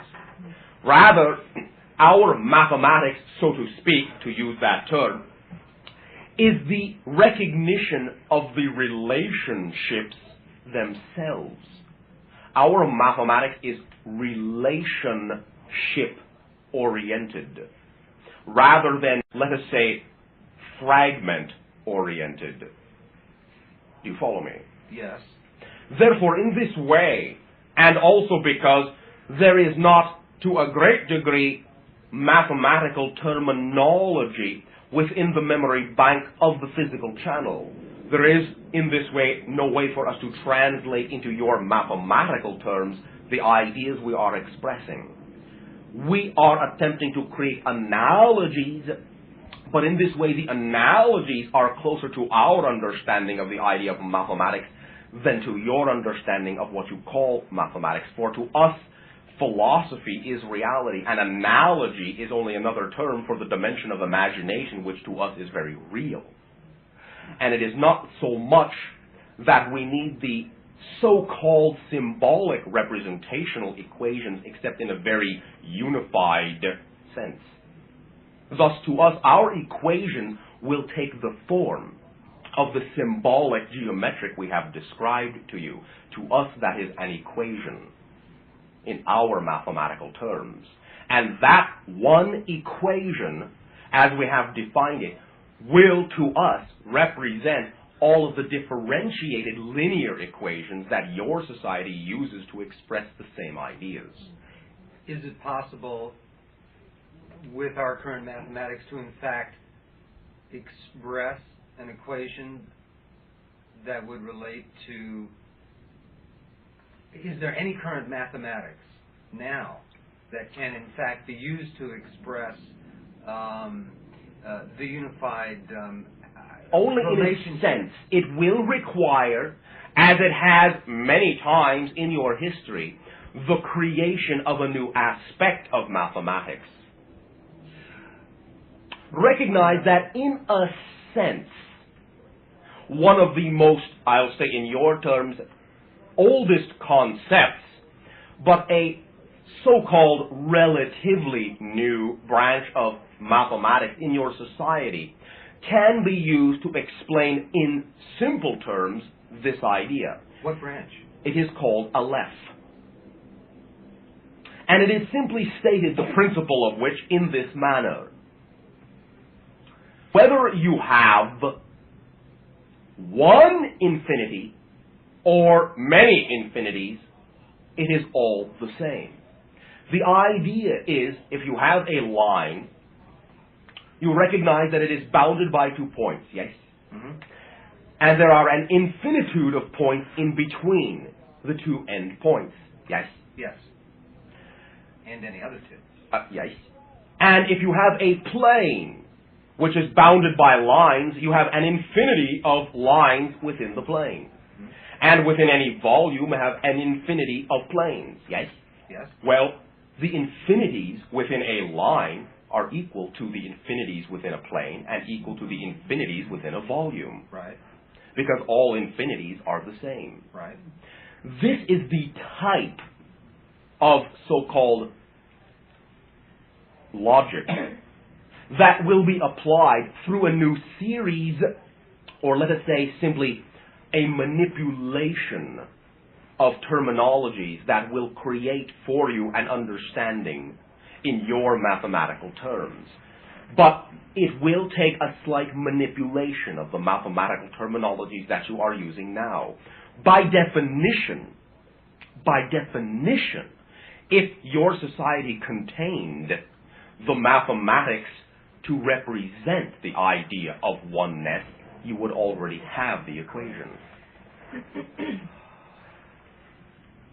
Thus, you must invent the equation to represent when you are willing to know what the idea of the unification is. Understand that everything that you create in your physical civilization, it comes after the fact of your knowingness and is a reflection that you now know. Mm-hmm. It is not the other way around, right, although you create it to seem that way. That is for the purpose of experiencing your knowingness through a limited, separated physical reality. A very clever way of simply creating a mirror so that you always know that you know. Even though it seems that to know, you have to not know first. Thus, when you know the idea of the one field and include yourself within the equation, consciousness, then that consciousness which knows itself as the one field will automatically give birth to the equation that represents that knowingness.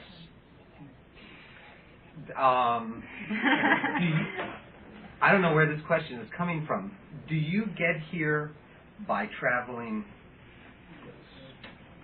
Do you mean when I use what you call my spacecraft? Or do you mean No, in terms of the channeling? The channeling. This is simply an identification of mentalities to form what you would perceive to be a third idea that you can communicate within. It does not have the idea of exactly regard for what you call time and space. Mm-hmm. It is, in your terms, outside of that, so to speak, and therefore is not a method that requires traveling, which is the same as our spacecraft. Okay, right, but the question that it formulated was, is it traveling, quote, traveling? I don't know another word to use exactly. Is it as though you're moving inside a gravity wave inside? Well, I don't know how to say what I'm thinking. It is more the idea of beingness than what you would experience as traveling per se. It is more a recognition that traveling within outer space is traveling within. Because everything is a projection of your consciousness. Therefore, it is more of a going within and allowing the idea of the universe to come to you rather than having to go anywhere. Right. If you were to understand outside of gravity, or yes. If you were to understand the idea of how you quote move unquote your spacecraft, would he understand? Perhaps. We view the idea of motion, so to speak, through space in this way. We do not consider that an object occupies space. We consider location to be a property of the object. Therefore, if you can create the idea of isolating that object, say spacecraft, from one particular ideal location, remove the original idea and insert a new idea, then when you reintroduce it into the physical reality that carries with it the idea of location in space, it will, of definition by necessity, cease to exist at location A and take up residence automatically at location B, no matter how far apart. Is there an energy relationship? Yes, there is an energy relationship. What is it? I mean, how if there's an energy relationship, it must be measurable. How do you measure it? And what scale is it? The terminologies of our technology and yours will now allow me to choose words that may or may not be sensible. Okay. When we allow ourselves to, so to speak, measure the idea of this energy relationship as the physical object relates to the physical reality it is moving around in, it is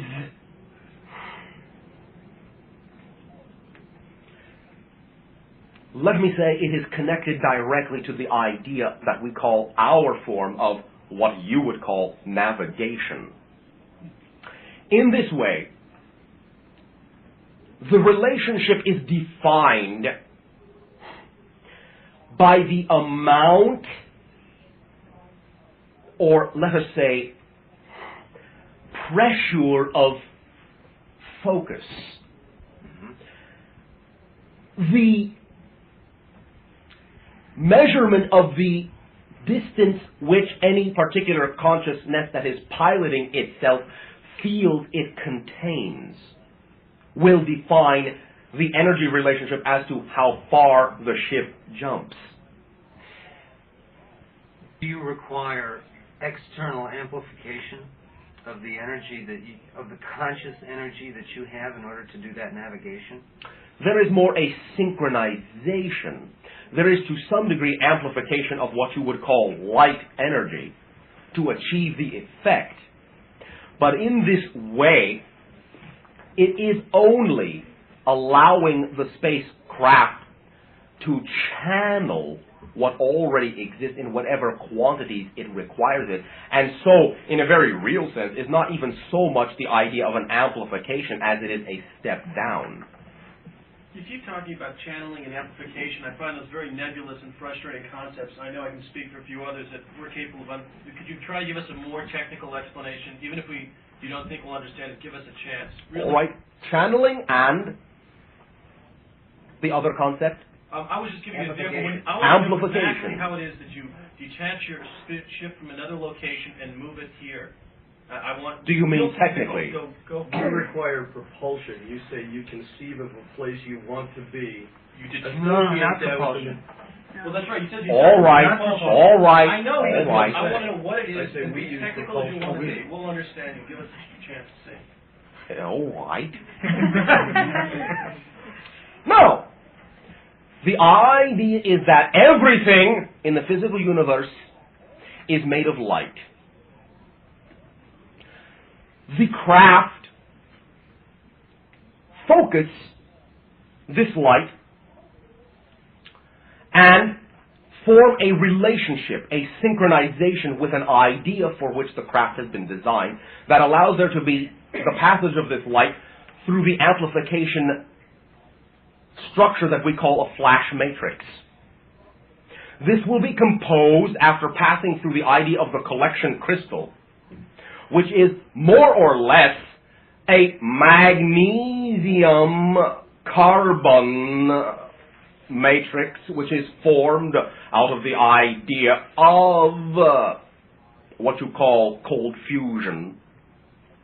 This amplification passes into the flash matrix, which contains the idea of gold, and extracts from the idea you call the gold a certain other kind of energy that you have not yet discovered within this metal upon your planet. This energy is what is called an etheric identification format. And in this way, it allows there to be a translation of the light into the type of energy required for the systems, the metallurgical systems, to be able to absorb. In the magnesium, what you call copper matrix, there will be the creation of a spinning motion within the primary fusion rod or disc, depending upon the model you are using. And in this way, this spinning motion will exemplify the vortex energy that represents the active principle in light, and will be taking advantage of certain motions that are observable in what you call electron spin. Therefore, it will radiate this energy into a field around itself, which the fibers that are embedded in the hull will be able to pick up and begin to channel through themselves, much in the same way that you understand light is, so to speak, channeled through what you call a fiber optic. And in this way will create another type of identification. This identification field, this etheric idea, this astral idea, will actually be a plugging into the material that you have previously considered to be and disregarded from your equations, what you previously called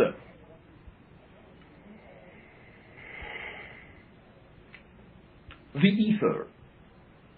In this way, this etheric energy will then create, or I'll say reinforce, the idea of the physical ship, but the physical ship will now shift its properties to the etheric ship concept by allowing the phase, if you will, of its physical molecules to be, in a sense, succeeded by the etheric concept of molecules, and in this way to become a blended state in what we call a quasi-planar reality. When existing in this quasi-planar reality, this quasi-energy matter state, then the ship is, so to speak, for all intents and purposes, unlocked from any particular solid, fixed reality. Now, the concept of the ship itself is an amplification, so to speak, of our consciousness and what you would refer to as a so-called computer, which in and of itself is, so to speak, self-aware and is only a symbolic embodiment of our own higher self, will utilize its now ability over the etheric craft, which now has dominion over the physical idea of the craft, and it will call to itself its recognition of the all that is that it is. And in this way, this means simply that it is now finding itself directly perceiving what your scientists have called the interconnectedness on a quantum level. It will recognize the holographic nature of the universe, that is, the potential for any object to exist equal at every point in the universe. It will understand the holographic nature of itself and will simply recognize its potential to exist anywhere with regard to the idea of the locational matrix, the XYZ factor that we described before, plus the time factor, of any particular vibration that we wish to identify with. It will then simply be a matter of synchronizing with that vibrational signature that represents that particular reality that it perceives, and then allowing there to be a reversal of the process so that it reintroduces itself back to physiological form, and then the craft simply finds itself reflecting the signature vibration of whatever location and physical universe it identified with while unlocked from any particular physical universe. Then it will seem to have, as you say, hyper-jumped from one place to another without actually having traveled the intervening space. You see, to us, what your spacecraft are doing is, so to speak, sliding around on the surface of space, rather than simply becoming the idea of space-time and simply re-identifying yourself. Now, there can be more opportunity to further explain some of the technicalities, but as of this time, we perceive it will, in your terms, take many hours, which we will be willing to do bit by bit in other conversations, rather than, in your terms, monopolize the entire conversation with regard to this particular subject. Will this suffice for now? Give you something, as you say, to chew on.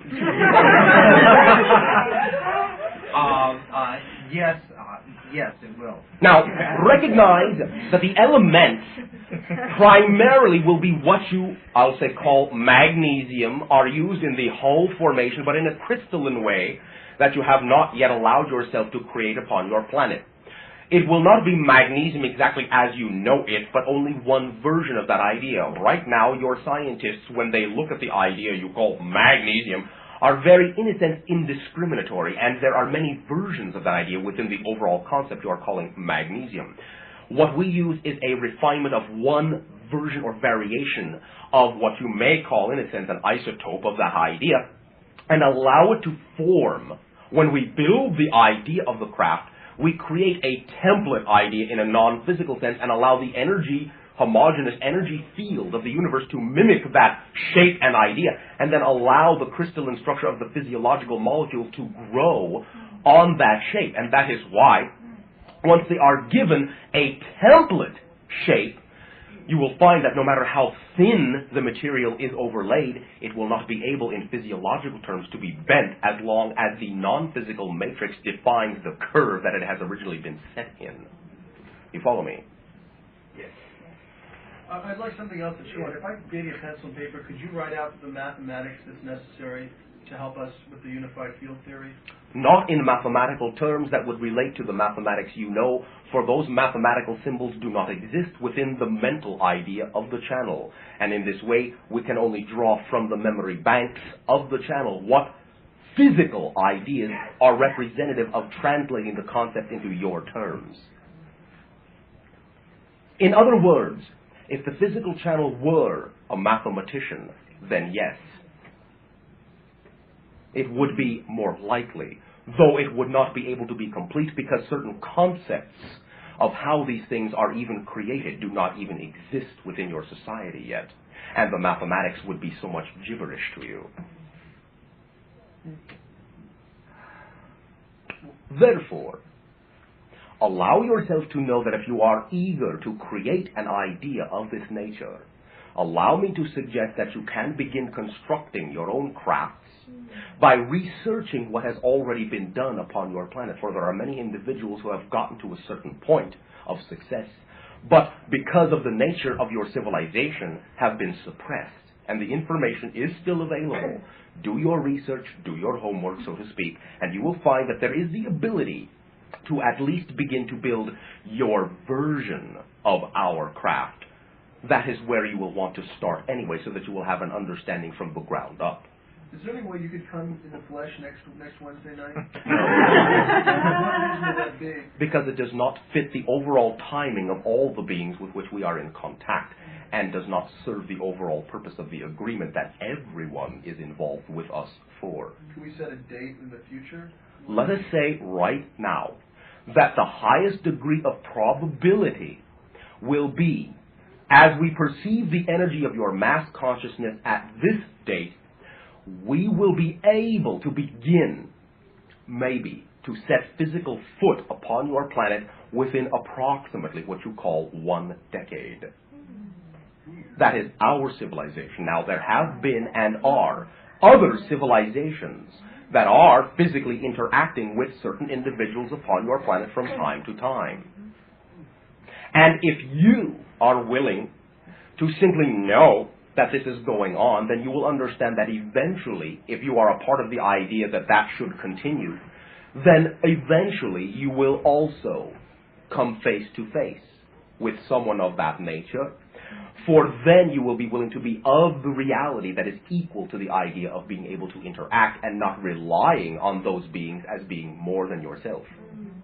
Begin your own explorations along any line you are interested in, and you will be setting an example physically, actively, that this is the idea you are interested in being. And then by being that idea, by being willing to be active in whatever way you already can in your civilization to reflect that idea, you will be saying, this is the idea I am, and so I know I will attract whatever will aid and assist me, including the opportunity to interact face to face with any being, no matter of what civilization, that can assist me exactly when and where the perfect timing will be reflected of that meeting.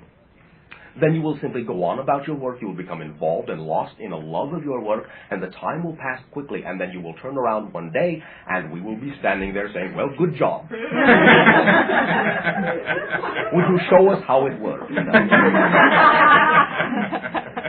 It is as simple as that. Do not frustrate yourself by thinking that you are at a standstill. There is much in your civilization that you would want to understand in the process of building your own spacecraft. Do your research. It exists.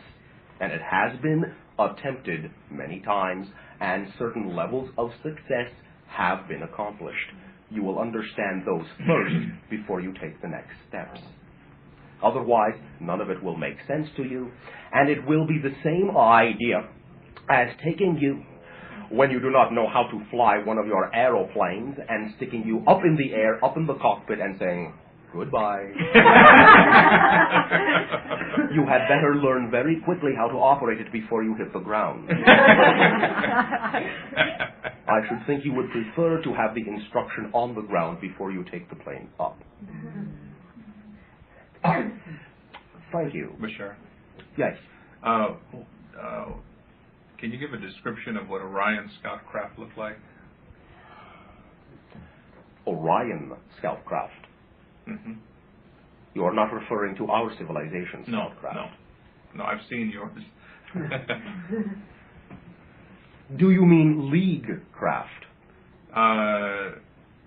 No, the Orion energy that we've talked about. Well, to some degree there's a similarity between that and League craft. They are, in a sense, very needle-like. Mm-hmm. They are usually similar to some of our craft, not disc-shaped, but have points. Can be elongated diamond shape. Mm-hmm. Very needle-like in a way. Mm-hmm. And their mother craft? There are many variations of this idea. Okay. Some can be spherical. Some can also be elongated.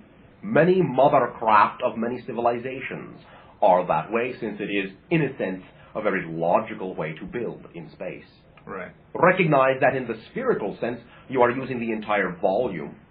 And in the cylindrical sense, you are increasing the volume many times because what you are doing is using the entire inner surface of the cylinder, and then the next deck is the entire inner surface of another smaller cylinder, and again, and again, and again, so that any one cylinder will contain many cylinders which you can walk the entire circumference of because of the artificial gravity that is generated, in which there is no real up or down. Right.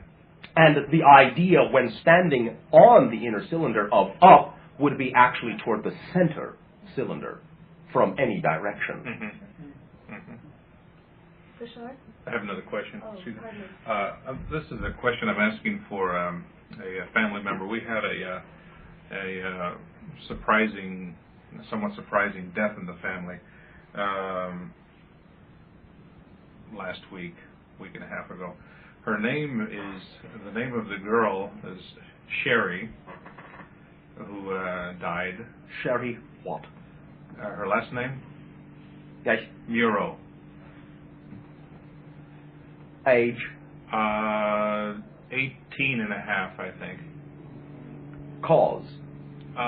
She was shot. Circumstances? The only information we had was it was supposedly by her boyfriend. And this was in the city of Kansas City. And her mother, and of course it's created quite a stir in the family. I've had a little... How much time has elapsed?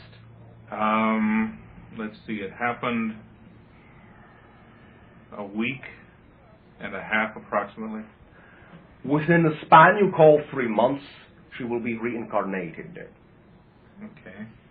Understand in this way, the experience that is being played out, which has been done for this individual many times, is the idea of abrupt separation in many forms. Mm-hmm. And in this way, the idea of, quote-unquote, the experiment of loss of control. The idea also of the very, very, very deep creation of what you call self-doubt and self-disturbance. In this way, these deep-seated doubts were what was responsible for the attraction of that idea and the giving away of power. Now, this served the purpose to recognize how very swiftly the giving away of power can create an immediate reaction rather than the opportunity to experience creative action of a positive sense. It is reaction that was being examined. And in this way, when that being reincarnates, it will be at a time and to be of the same age again, what you call 18, that will then allow that person to have now included this last idea of separation that needed to be explored into their repertoire of understanding. Because when that person is 18 again, they are going to have an awakening that will be predicated by the simultaneous existence of the 18-ness in this life, for there is really no time, and 18 in one life is 18 in every life. They will use that as a symbol to cause a reaction in themselves that will allow them to have a very strong and rapid integration of all the negativity they may have in that life and break through that idea so that when they are 18 again, they will begin to consciously recognize how they will be of service. They will go through a very intense period of time, which will equal again the same 3 months that they were non-physical between lives. When they are 18 and 3 months, in the next life, they will recognize their own godhood and will be a person who will function completely within knowingness of fourth dimensionality and be of service in a very expansive, loving way. And the individual that has done what you call the shooting will interact with her again. At that time, there will be a meeting of those two individuals so that a resolution can be performed, and that resolution will take place within that very intense 3 months. At first, at the beginning of those intense 3 months, this reincarnated individual will not understand why meeting that individual will cause such a stir and such an upset. But over the 3 months, they will come to understand the reincarnational connection, and they will give, in their understanding of love of self that they have now developed in the 18 years of life, which they did not experience in this life to the degree necessary to avoid that particular negative methodology of death, then they will be able to create that love of self in that life coming up, which will then extend to love of that individual and a reconciliation and a forgiveness of all that has gone before, and the creation and co-creation of a new understanding, which also for the individual that did the shooting will be a step in the direction that they chose to go. This is our perception of the energy at this time. Make of it what you will. Very good. Is there anything that you can? I'm sending this tape to the mother. Anything that she's been wanting to get in communication with her? Understand that for the 3 months, in a sense, that individual will, on one level, be very much locked into reviewing the ideas, because now the next life will represent the usage of all the ideas of all the past lives.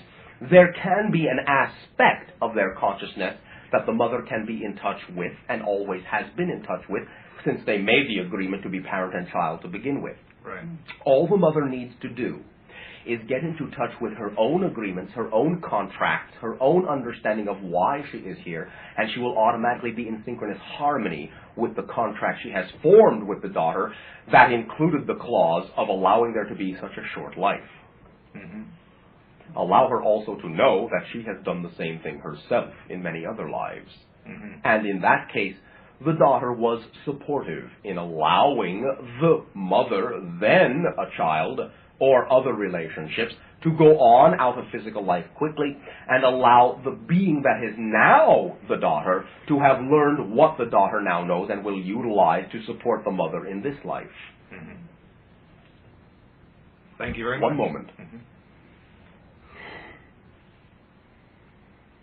Deliver to the mother one and only one deep red rose, but around the stem at the base of the flower tie a pure white ribbon. Along with this, deliver a small, what you would call 3-inch cube of wood of very dark nature.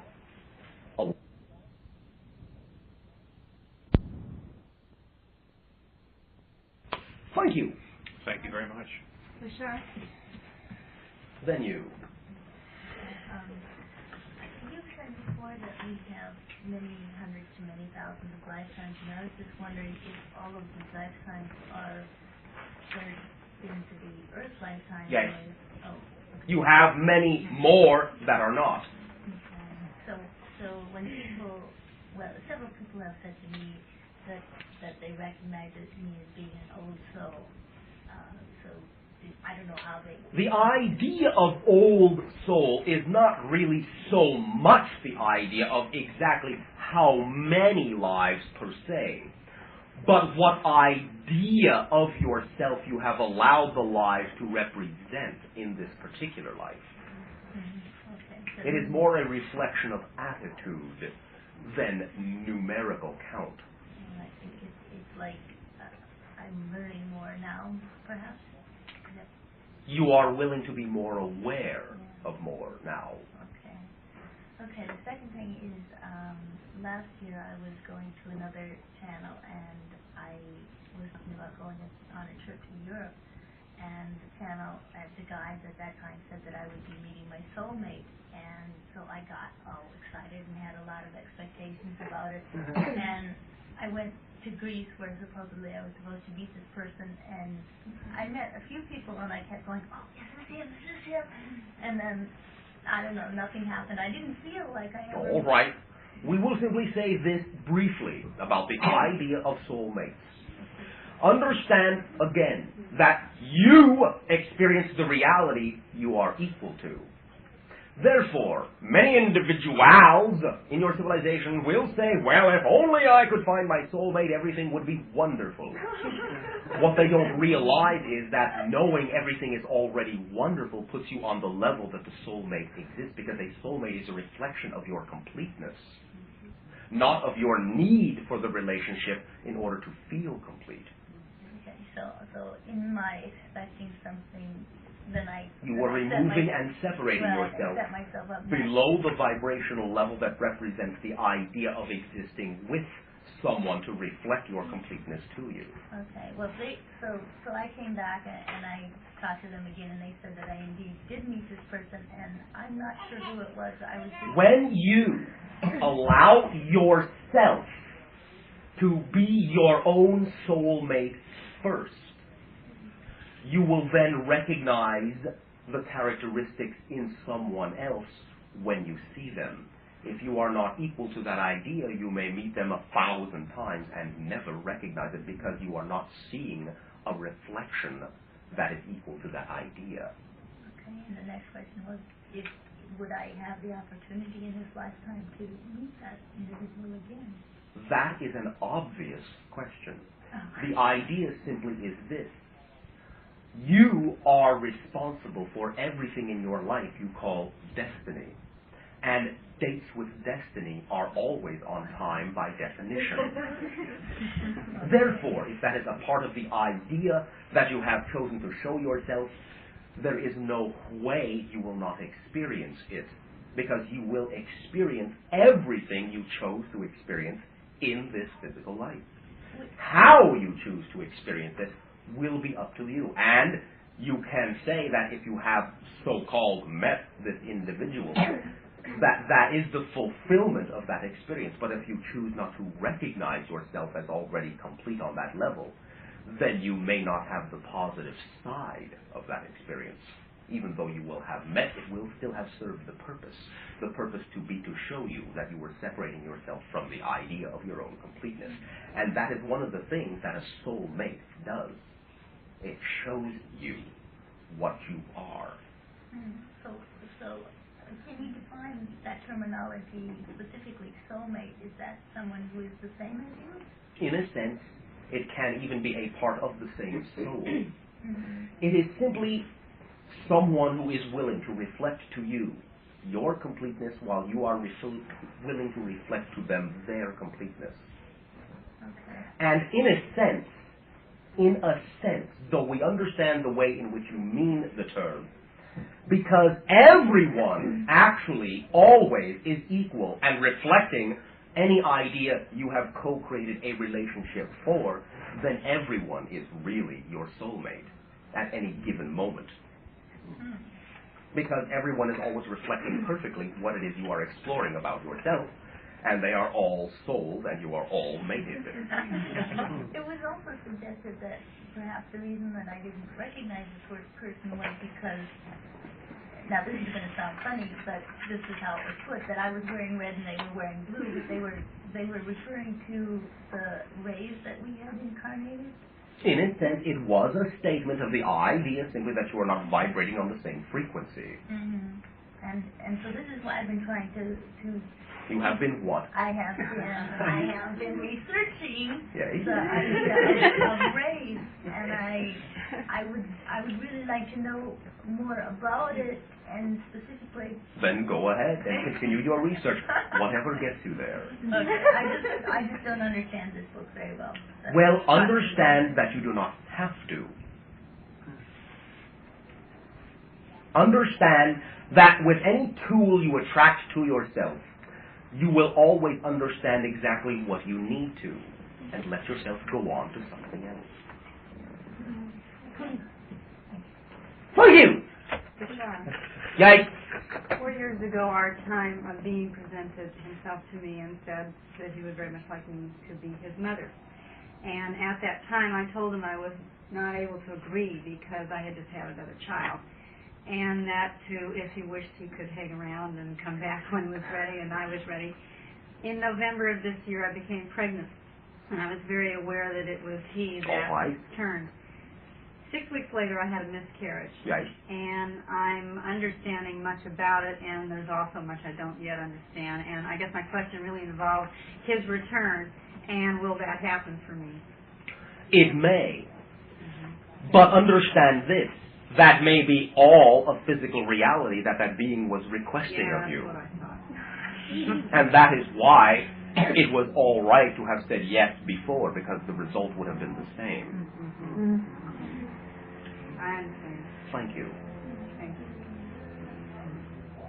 There is in your terms a few more of your minutes remaining. Sharing. Yes.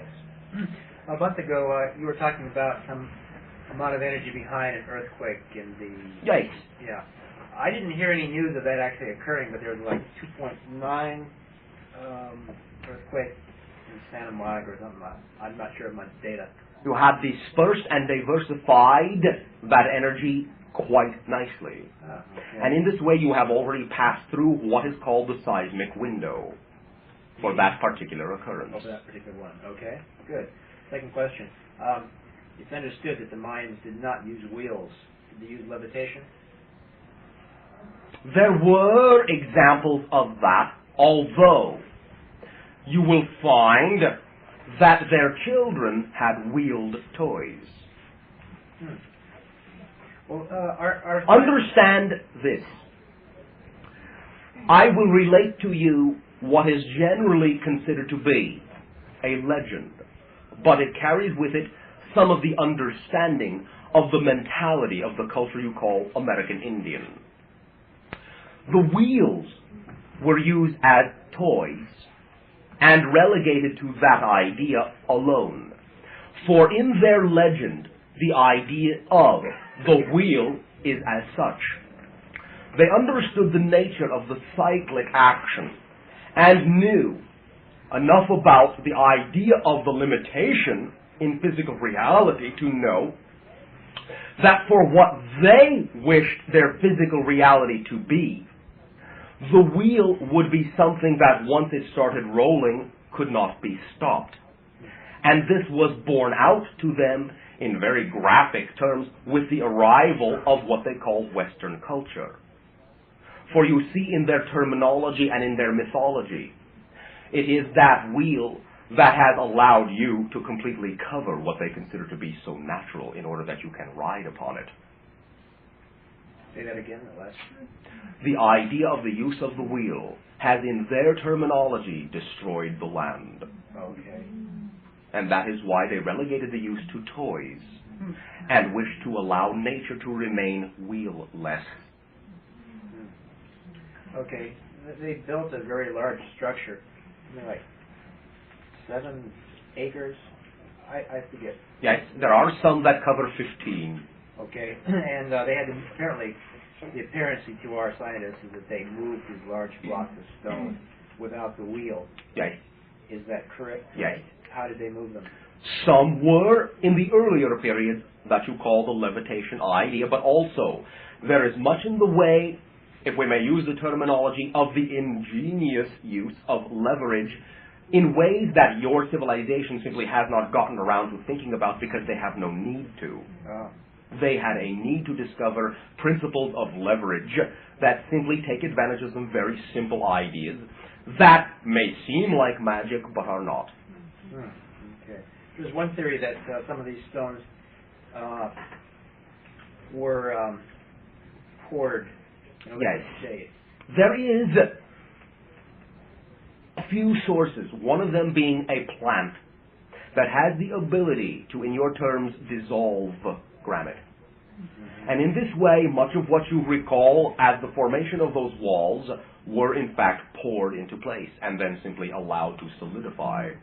It's the same plant that softens crystal. There can be to some degree that effect, though we find there are different species of this idea in that Central and top South America region. Thank you. Oh, thank you. All right, you, then you. I have a question about the extinction of the dinosaurs. There's a lot of credit going to the meteors landing into the ocean. What really did happen? In this way, that will carry the greatest percentage of accuracy.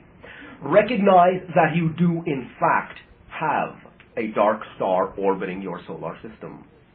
And it is responsible for the bringing and attraction of those ideas that you call meteorites from time to time into your inner system. But also there were different ideas. Electromagnetic fluctuation. Within the gravitic field, the electromagnetic field also caused very quick ice ages and very drastic altering of the electromagnetic sustaining life force. There were some extinctions wherein the animals simply, suddenly seemed to be paralyzed and dropped where they stood. Because of the electromagnetic shift, it short-circuited the life force in that way. However, also understand that what you call your dinosaurs are still very much with you in terms of their evolution, for they have become what you call the birds, one branch of them. Another question of evolution and physiology. This is something I've always wondered about and never had an answer to. Is why does the right brain control the left side of the body and the left brain the right side? Why is there this decussation of fibers? It is an physiological exemplification of the idea of polarity, which is one of the defining mechanisms of physical reality, and always will cause you to have to go through the center of yourself to cause an interaction to take place. Okay, another question, maybe give me some advice. I'm involved in research with the AIDS virus. And, what would be the best line of attack with this thing? Now, we have already suggested, and we know that other of our own sources and associates that we have come in contact with that are also channeling through many of your beings upon your planet at this time, also will suggest that you explore the chemical nature of what you call various berries, cherry, blue, and black, and also what you call the pits, for chemical extraction that can be of assistance with regard to that particular idea. You're saying that to kill this virus, the answer lies in the cherry black?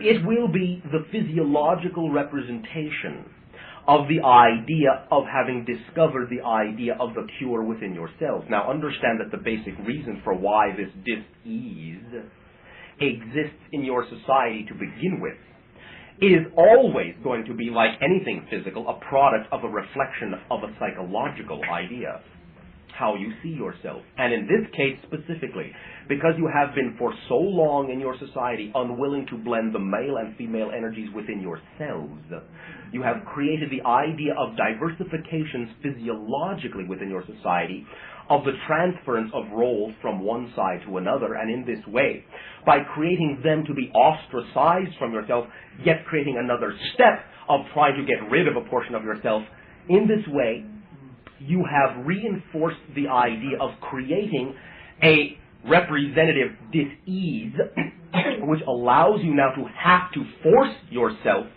to include these individuals as interrelating in your society without the separations, without the barriers.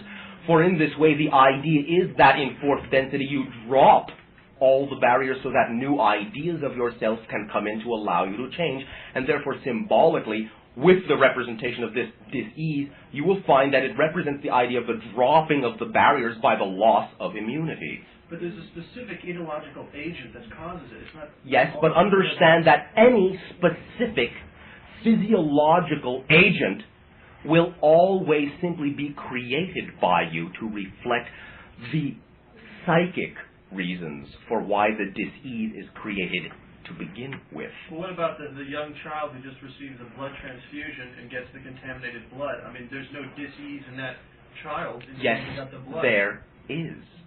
Understand that a being chooses its reality with full consciousness of what it wishes to explore, and it knows full well that it is coming into a situation where it may experience that type, because it may want to be of service by providing itself as a vehicle that those that are researching the causes and cures can utilize.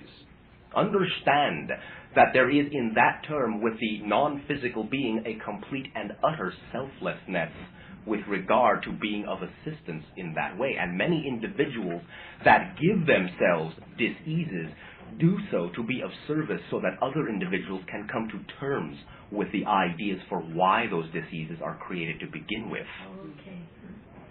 Now, the physiological agent, we have already discussed that the idea of researching the chemical analysis of the cherry, blue, and blackberry will have something to do with forming a symbol to, so to speak, combat the other symbol that creates the disease.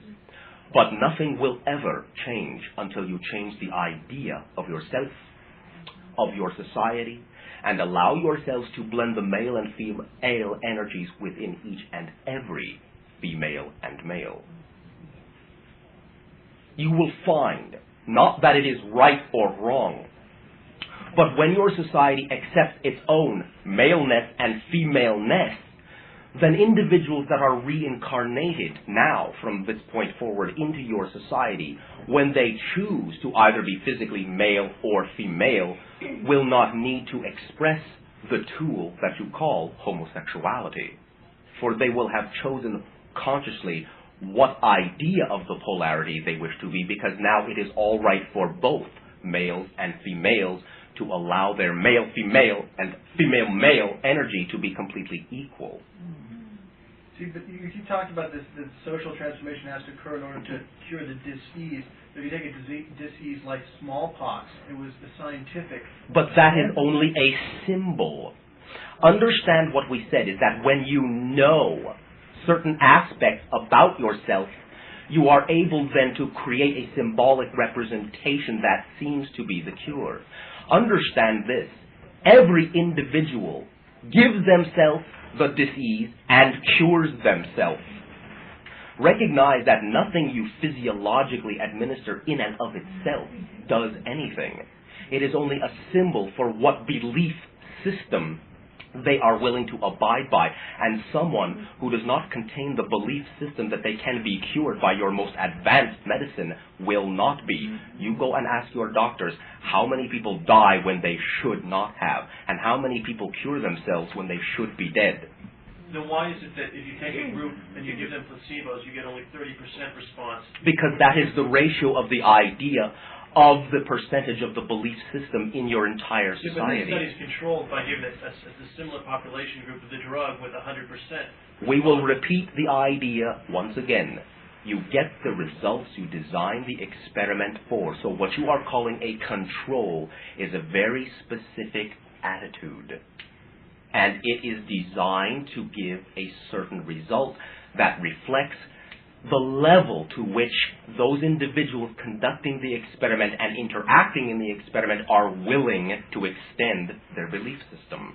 Can you tell me a little bit more about the cherries and about the berries? Because it's real nebulous again. It's a real health concern, and if you know, tell us what. Simply, once again, understand this idea We are not here to run your lives, nor are we here to be an all-giving answer machine. We are here to assist and reflect to you what you are willing to do in your society. It is your world. Now, we are not in this way also because, once again, of the physiological channels, knowledge, and terminology equipped to discuss the idea of chemical equations in your language.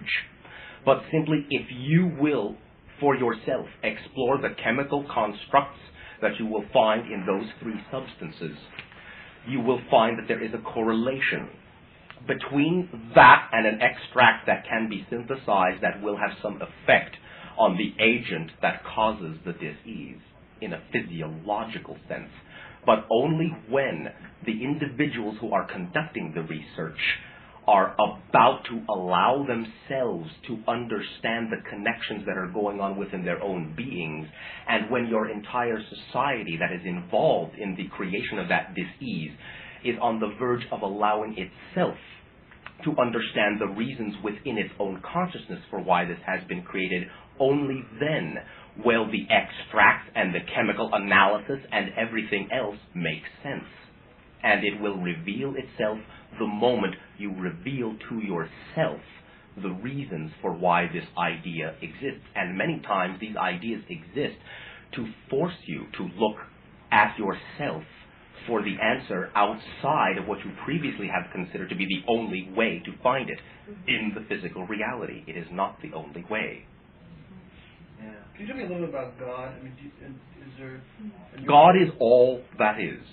God is its own being, and it is the recognition of itself as the compilation of all of you, and holographically, it is the recognition that each and every one of you contain the totality of the whole, so that you are also all that is. Is the understanding of God on your planet any greater than it is on this planet, or is it pretty... It is different.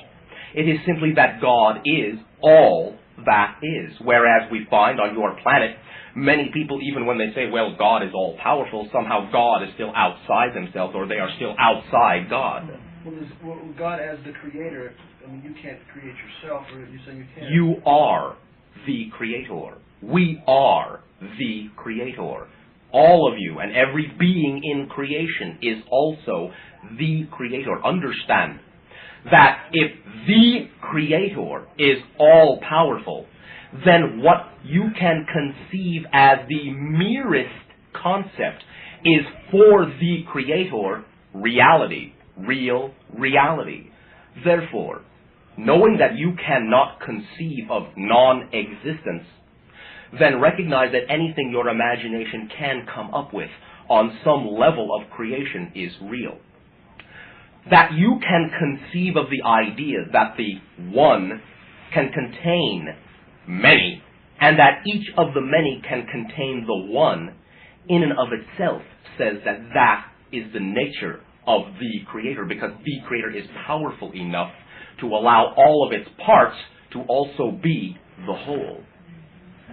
In the same way, you have a mythological definition in one of your Eastern cultures that is called Indra's net. It is a net of many pearls, all spherical, and the idea behind it is that it is holographic in nature, in the sense that every pearl in the net, because it is 360-degree mirror, reflects all the other pearls, and thus can be said to contain the information and the actuality of all the other pearls. And it is the same with every individual being.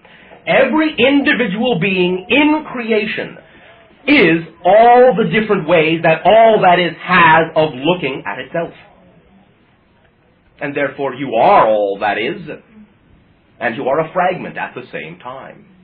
Both paradoxes exist simultaneously within all that is, because all that is exactly that.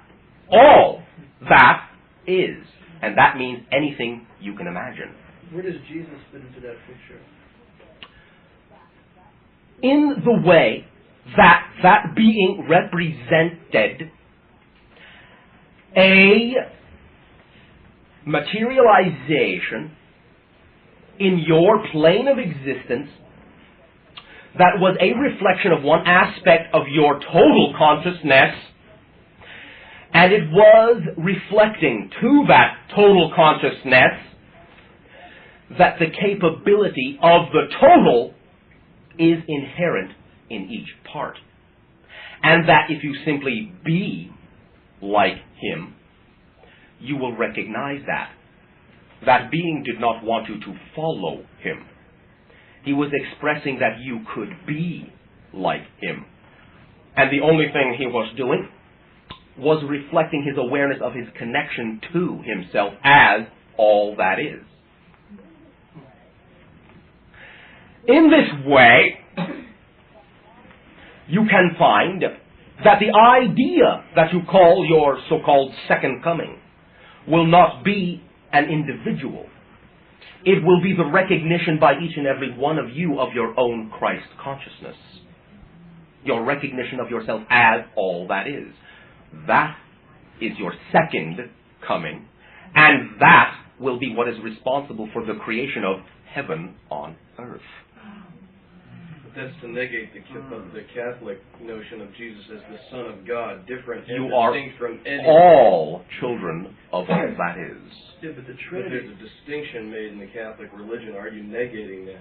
It says that Jesus. I am saying that there is an interpretation that is valid for the way those people look at that idea. However, that interpretation is only an interpretation. But is there only one religion that's right, or all of the religions correct? There is no such thing as right or wrong. The idea is that any religion is, like anything else, a tool, and is valid for the individuals that have created it and partake in it, because it shows them what they need to see in themselves in that particular way, to understand themselves as all that is. Recognize also that the idea of fourth density will be the recognition that there is not only one way, there is not only one path. If there was only one path, there would only be one person. Each and every one of you is a path. Unique, equal, but unique. And thus, you can say that out of the approximately 5 billion people that exist upon the surface of your planet, there are 5 billion religions, 5 billion economic theories, 5 billion countries, 5 billion ideas, 5 billion universes, complete unto themselves, that share the common agreement that they will interact within what seems to be a generally common idea, but which contains infinite diversity. And it is only by the granting of validity to all of the infinite diversity that you allow yourself to support the unity of all that is, because all that is infinite diversity. For no other reason than simply because it can be. For existence existed before there was the idea of purpose. And that which has existed before purpose does not need a purpose to keep on existing in the way it always has. Are you an evolutionist or a creationist? Both. For understand again that anything you experience as a dichotomy, as a polarity, has its source in one point. The center of the two concepts that seem in your physical universe to be contradictory. Still, both concepts come from you and are blended in your higher consciousness. Thus, both are tools that validly represent certain ideas about how realities are created. And you will find that in your civilization, it is both that have interacted. There is the idea to some degree of the physiological evolution, but there is also the idea that you exist eternally and always have. And that there is the idea of the co-blending of a physiologically evolved vehicle with an already existent consciousness. The fallacy, in a sense, which causes the negative confusion, is the supposition that physiological evolution itself is responsible for what you recognize as consciousness. It is consciousness which is responsible for physiological evolution. Bashar? Briefly! Yes. I'm aware of a color that seems to be a mixture of many different metals but has no name. I'm wondering if the color that I'm perceiving is related to the magnesium, the isotope that you were talking about of the magnesium. Can you somewhat define the color? Yes, it's a mixture of copper, gold, silver. It is orichalcum. Pure crystal. What you are defining is an Atlantean metal. Okay. The other element is mercury. All right. It seems like an opener. It is an amalgam that was created to resonate to the vibration of the higher ideals. All right. We will take this opportunity to once again thank you for the sharing of all the infinite viewpoints that you represent of your civilization. For to us, this is an unconditionally loving gift, and it allows our civilization to recognize that much more of all the different ways that all that it has of expressing itself, and so to us allows our view of all that is to be that much more rich in awareness. We will thank you for your gift. We extend to you our unconditionally loving energy for whatever you wish to make use of it. And in this way, we will remind you that your civilization and ours are the sharing that continues forever. We bid you exciting dream lives, and we will also bid you a fond good night.